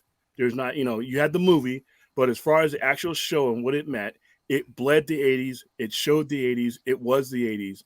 And it doesn't fit in any other period. Some of these things that people try to bring back, it sounds cool, but as the story and the writing and the actors were part of it, but the atmosphere and the time is just as much part of it. Red Dawn, trying to redo Red Dawn outside of the Cold War, outside of 1984, 1985. It didn't work, not because it was a bad movie, because half of what that movie was the moment that movie took place in. I get what you're saying, man. I get what you're saying, but listen, man, there are some things I get it. Yes, that, there are specific time, there's a specific place, but I feel like that there is a place for the look, man. If they can keep like kicking out these Halloween movies, maybe they shouldn't though. Okay, but here's the thing: there's people who are still loving them and enjoying them, right?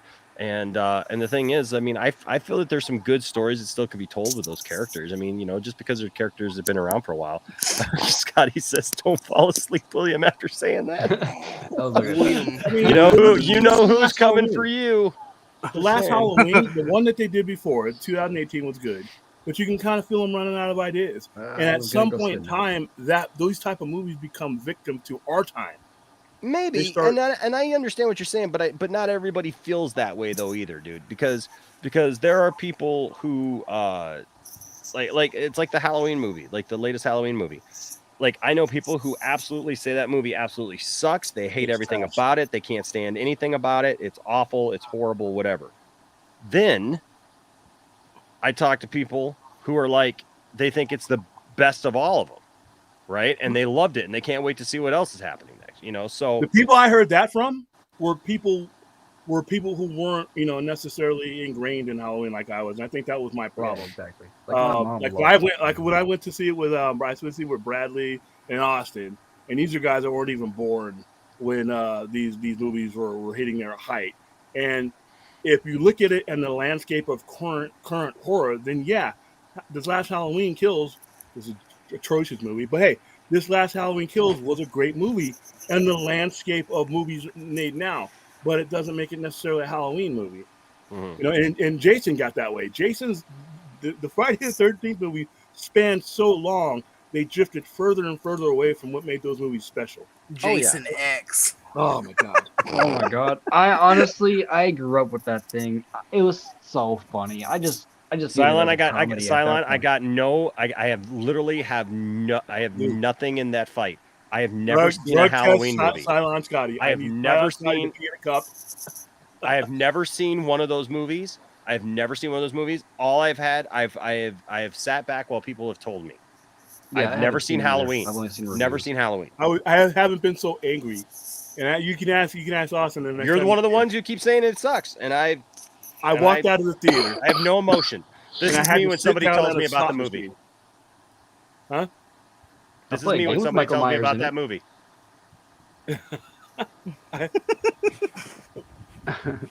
I can agree to some extent. Like, even when you like think of Jaws as a whole, like over time, that like the movies just kept getting kind of deeper and deeper over the edge in terms of like the original. Well, come on. So totally reasonable that the shark was growling in the last one. Oh, come on! It's following the relatives of the people that had eaten his. Blew up his mom. They purr too. Come on. Listen. You know what? I don't know what it is about Jaws 4. Jaws 4 is the worst movie like ever made. It's so bad and just so horribly made. Dude, Jaws 3 sucked. Yeah, but Jaws 4 is so much worse. Jaws 4 because at least Jaws 3 makes sense. Like in the span of like what could happen, like it's a theme park. It's a Sea World. Yeah. The shark gets in. It terrorizes people. Yeah, I get it. It's a bad movie, but when you look at Jaws 4, it literally takes it to this next level where this shark comes after the family that killed the 3 previous sharks, and it's like this time it's personal. Jaws 4, The Revenge. Just move away from the water. It's a shark that comes after the family, goes after the son, bites his arm off, and then eats him up in New England. And then the rest of the family gets on an airplane and goes down to the Bahamas, where the shark follows. And it literally shows montage of the shark, full-bodied shark, like probably one of the greatest shark creations, like puppetry of watching this giant 30-foot fake foam rubber shark moving through the water on its way to the Bahamas, where it goes after the family. It doesn't eat any other family members, by the way. Spoiler alert, like it just ate the one guy, right? It goes after everybody, the people that and it's got Michael Caine in it. It's got freaking Michael Caine in it, and it's that bad. And Mario Van Peebles. And then then you see the shark underwater growling at people. It literally tracks the one dude, goes in and out of like a underwater sunken ship. It does all these things, and then at the end, it jumps out of the water. The end of Jaws 4 is so ridiculous. The shark has been growling at people this entire time. It jumps out of the water for no good apparent reason and impales itself on the front of the boat. Enosh, you're gonna hate me, but Oh I my will God. put Jaws 4 over Jaws 3. Yeah, Jaws 3. I'm sorry. I think Jaws 4 was more enjoyable than Jaws 3. And it was the worst 3D Scotty, movie. you need to get in here. What was It was a 3D. Remember, Jaws 3 was in 3D. It was in because 3D. They done Friday the 13th. I think Friday the 13th came before, right? Friday the 13th part 3, and it was for that level of 3D was probably the best 3D movie of its era. And then Jaws 3 was trash. The shark stops. It's so bad that they didn't even finish the shot. The shark's coming at you, and it just stops. Well, yeah, because there's a 3D. My favorite one is when they show the shark coming to the control room, and you see And the it shark. The bursts shark's way out here, right? Shark's way out here, and it comes in like, and you because you see it coming like this, and so the shark's coming like this towards the camera, and then all of a sudden you see the tail kind of go like that, but the tail's not moving back and forth like this. You just see it go. That's awful, dude. And look, man, I got Bruce right here, man. I got Bruce right up here on the wall, dude. I love Jaws, and I got Pops up there and stuff, man. I love Jaws. I got the man. pop where he's eating a boat.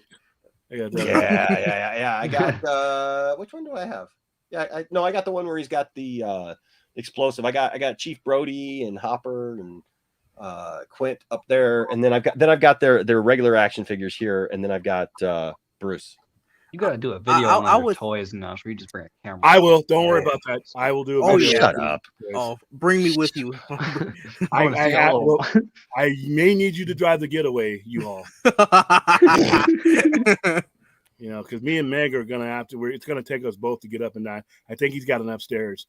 We got to map out the whole thing. So we'll got to map out the whole thing.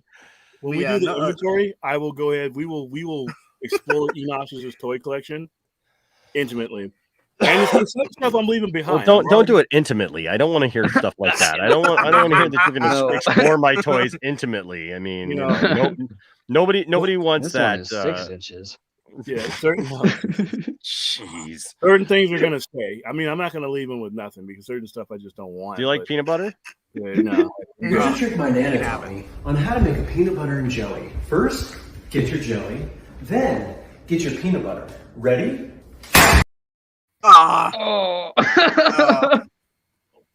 Doesn't even phase me anymore. That's all I think about whenever I just don't get too intimate with my toys. All right, all right, and but another thing no sitting on any bananas in the lounge. Yeah, I don't mind. Once when I was 7 years old, I sat on a banana, and of course that changed my life. Where's the Cobra Commander mask? I haven't seen that there in quite a while. The Cobra Commander mask is out in the living room. I need it to be in one spot. I can't be just over your house, dude. Yeah, yeah. We're still robbing. You know what, William? Don't worry about it. Don't worry about it, sweetheart. Don't worry about it, sweetheart. Hey, I won't, because I said, I mean, I'll have somebody on the inside. Yeah, somewhere Austin cringed. Yeah, he cringes whenever that guy comes on, no matter what he's doing. The peanut butter one is disturbing because just to thinking of the guy had to put all that on him. He flipped out on those. Like somebody introduced that idea, like, you know what, I got this idea to creep people out, but it involves you and peanut butter. And I'm like, and then for someone to agree to that. That was with his brother. That was guaranteed to be his brother. Listen, Scotty, we're not bringing Jaws 19 into existence. We don't speak. Oh my God. What about Shark Tornado? What do you guys think about Well, yeah, Sharknado. Listen. The lounge. Yes, you know what? You all are here in a weird way because of Sharknado. You realize that, right? Oh yeah, because you started. Oh right. Yeah, you started with the lounge would not exist if it were not for Sharknado 3. Just saying. I guess flying sharks that can somehow survive outside of water. Do you guys you know what? So this is a funny turn that the end of this video has taken. so you can tell we're on our you can tell we've settled down to the We're no longer talking about this is what we were talking about. This is where we're at now. But no, we'll talk about this and then we'll I'll kind of bring it around. But I find it interesting. The whole genre of shark movies, you know, is fascinating to me because there are some really bad shark movies out there. And there are movies like there's some videos on here on YouTube where you can look where like you can see that like there's one movie I can't remember what it's called. There's two movies actually. It uses the exact same footage, but it's two different movies. And they're both bad shark movies. Like all the shark scenes, all the attack scenes and everything are all the same. But they did them as two different movies, even though they're not. And there's just a lot of bad shark movies out there. One shark movie I really like. I don't remember the name, but it's They like still make them. I mean, avalanche shark. I mean, you know, like what sharks that are coming down in avalanche, like ancient sharks that were like trapped up in the mountains.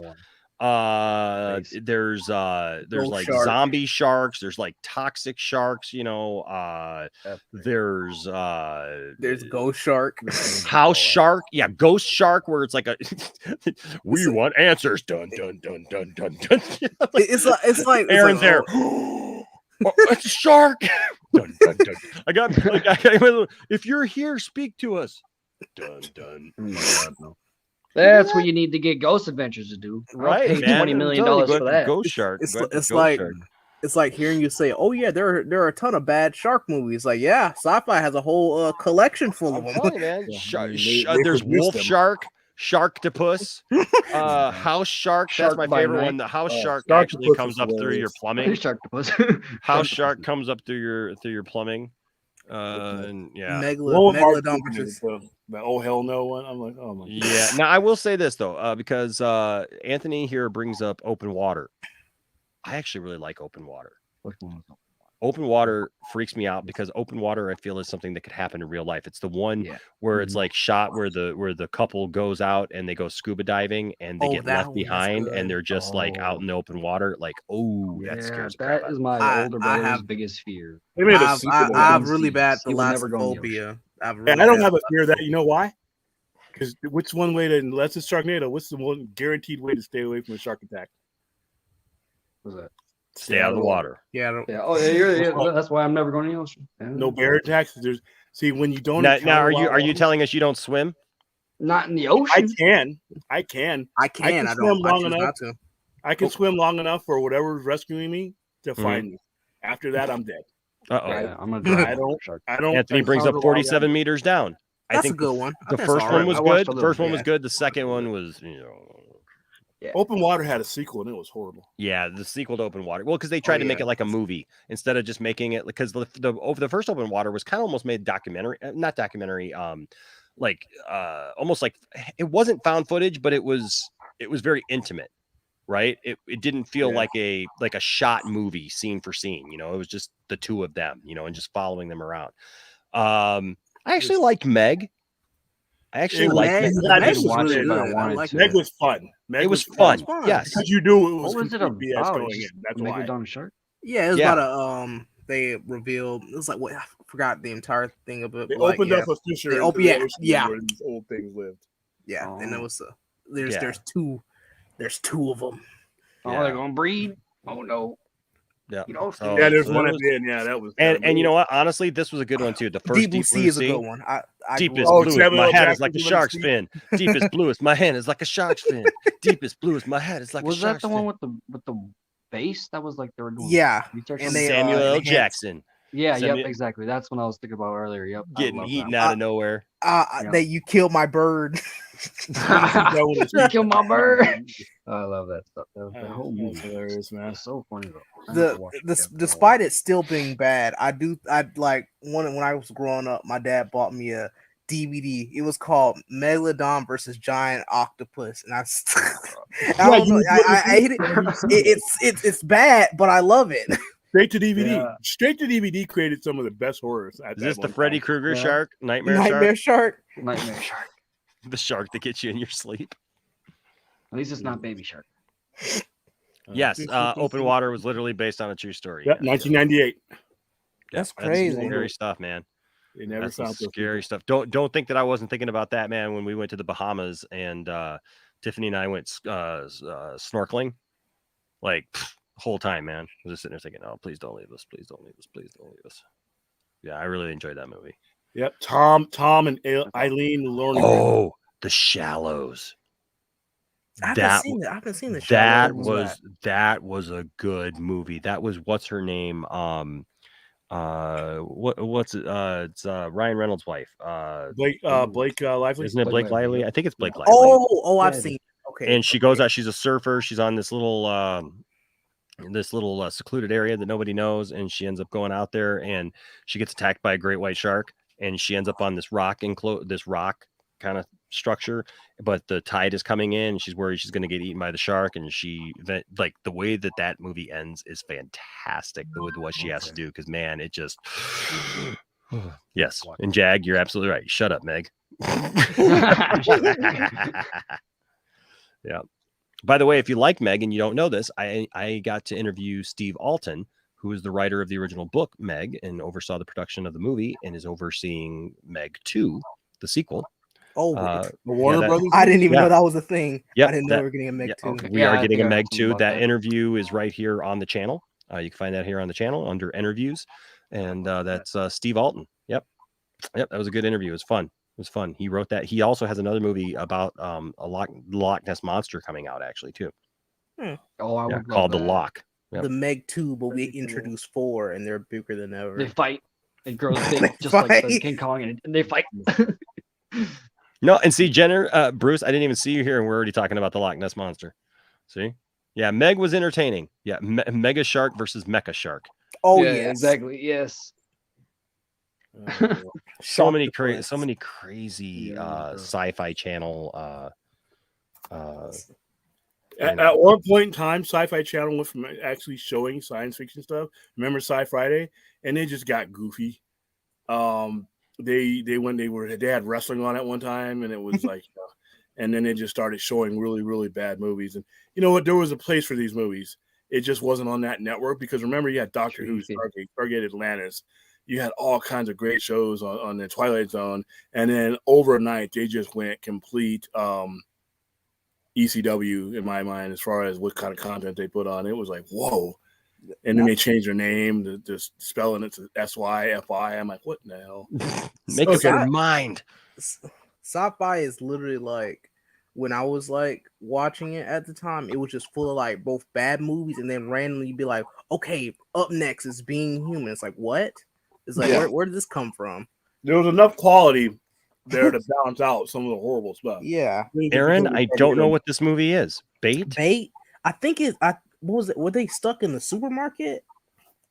Yep, I think that's what it was. They I think it was a tsunami that ends up. Okay. Yeah. I never saw it. But I know what you're talking about. Yeah. I think I watched it made me like I hate it that I do it because it's a shark movie, but it's like my thing is like, why are there sharks in the supermarket in that case? It's like when I go back to it's like when I go back to Jaws 3D, it's like you're professionals and you work with aquatic wildlife, so why the world would you even consider trying to make an enclosure for a great white shark there? Like in that case, then it we're gonna work. cut it up.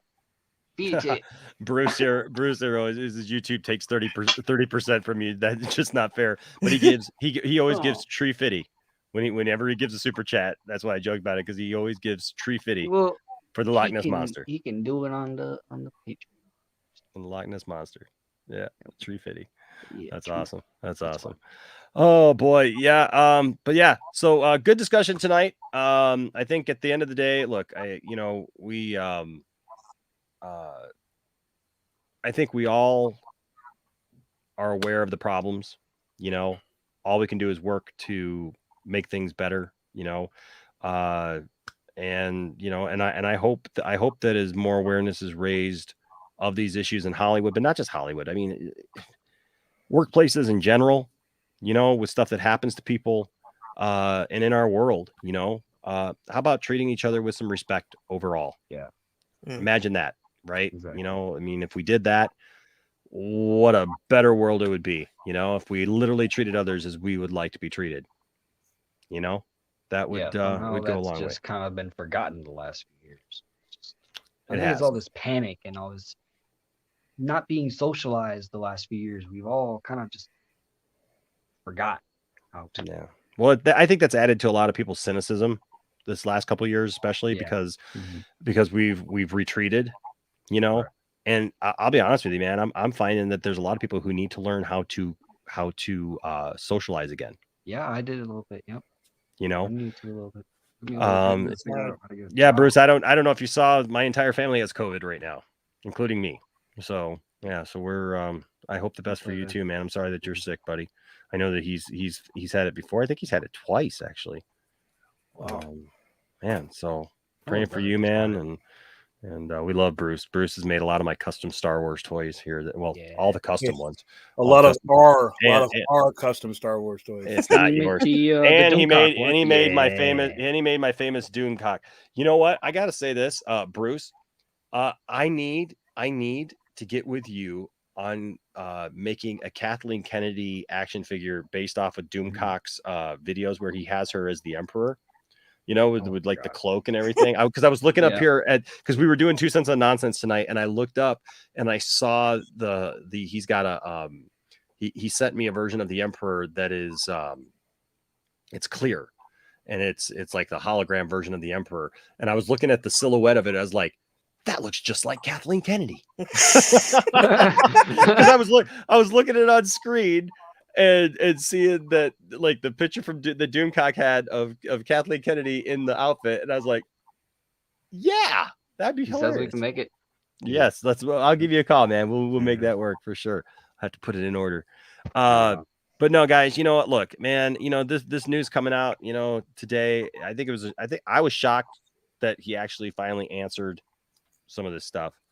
But you know what?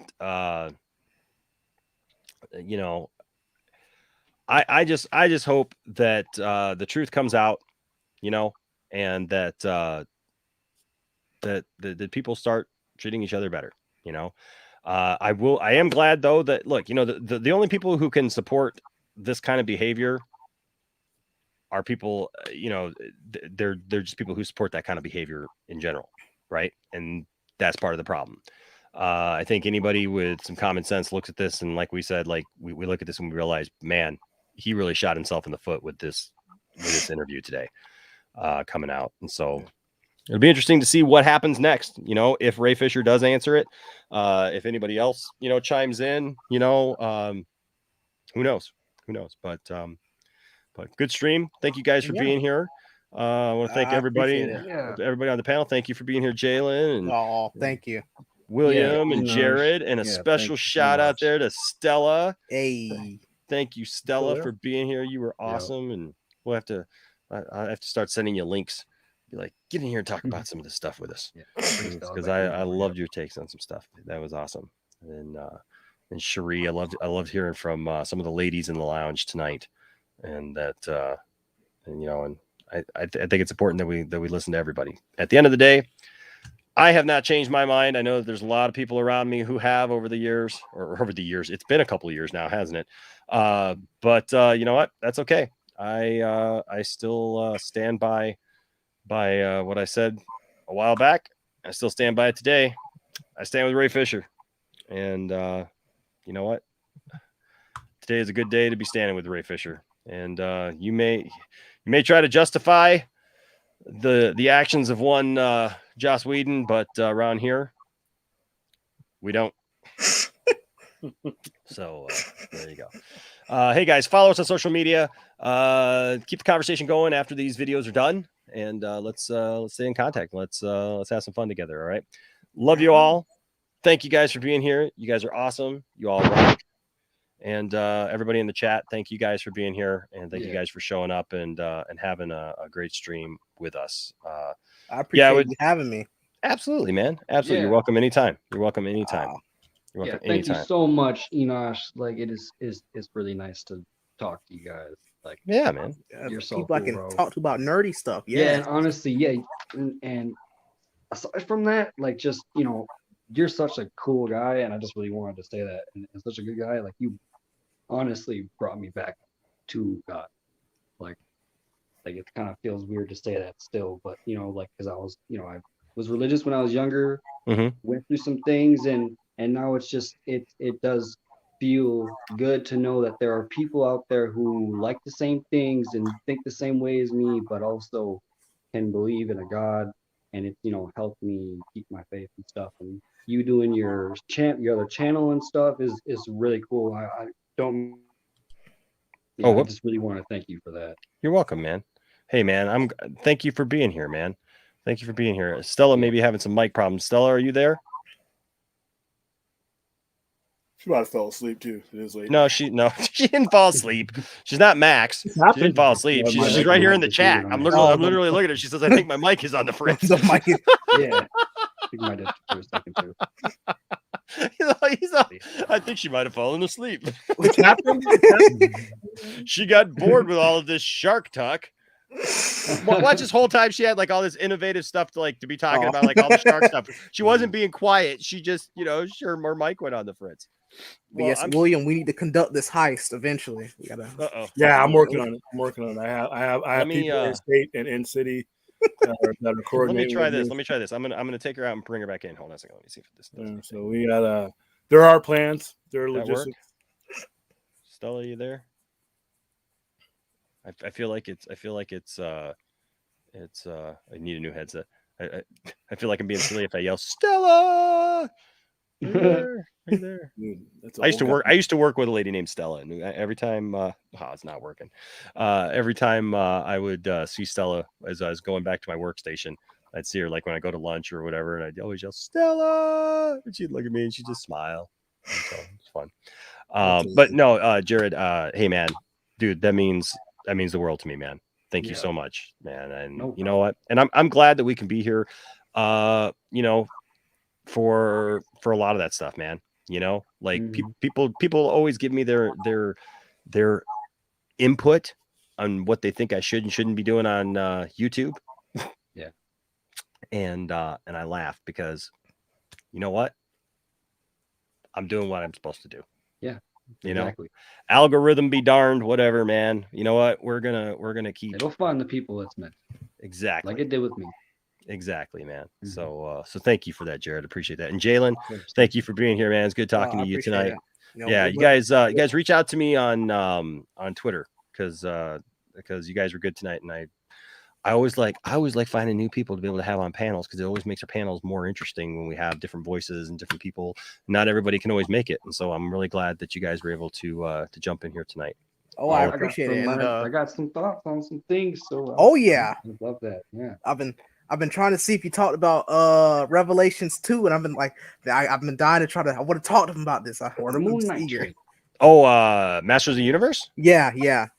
Part 2. Yeah, we did a whole thing on that. It was came so out, amazing. I gotta say that too. Like I didn't know anything about Masters of the Universe, and then I watched that. It was so good. Like everybody wants to gripe on it. It was amazing. Jenner, he's over here. He's like he's like jiggle the connection. Happens to me too. Like it's probably the plug going into the computer. Wiggle your Stella's cord. just like, nope. Have you tried turning it off and turning it back on again? Did you wiggle your cord yet? Control Alt Delete. Right. By the time we do that, she'll come back. We'll all be gone. Take yourself off the mute button. Oh, you know what? You can check the mute button. Sometimes I have done that. I've been known to do that. Is like put myself on mute, especially this last week with like having to blow my nose every once in a while. Like I'll turn my camera off and mute it so nobody has to hear me blow my nose. And then all of a sudden, like I was talking about something the other day, and it's like I was just going on and on, and everybody's just like, no. She says I've reseated everything outside of leaving. Well, that's a bummer. Well, Stella, it just gives us an excuse to have you back on more often. Yes. And so answer the call. We will have you back on because I loved talking to you tonight, and I loved your wisdom that you brought to this stream. Elsa here says your streams are my company while I'm embroidering something for a friend, Enosh. So thank you for that. Absolutely. Absolutely. All right. Yay. We're getting Stella back. Yay. So I did try the mute button. All my tech is falling apart. No. No. Stella needs the right swear word. Oh, wow. Oh, man. That's funny.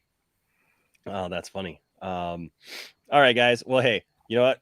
Yeah, it is almost 4:30 in the morning here, so I'm gonna bring this down. But hey, guys, thank you to everyone who's here tonight. Thank you for all your support. Thank you to everyone who gave super chats. You guys are fantastic and awesome, and I appreciate it so very much. And hey, like we always say, don't let anybody tell you that your fandom doesn't matter. Don't tell anybody that their fandom doesn't matter. But seek to have good conversations. And you know what? Treat everybody with respect and with some love. And if you do that, there'll always be a place for you here in the Poindexter Lounge. Like Stella said, good night to all of you, and to all, a good night. Good night, guys. We'll see you guys next time. Bye-bye.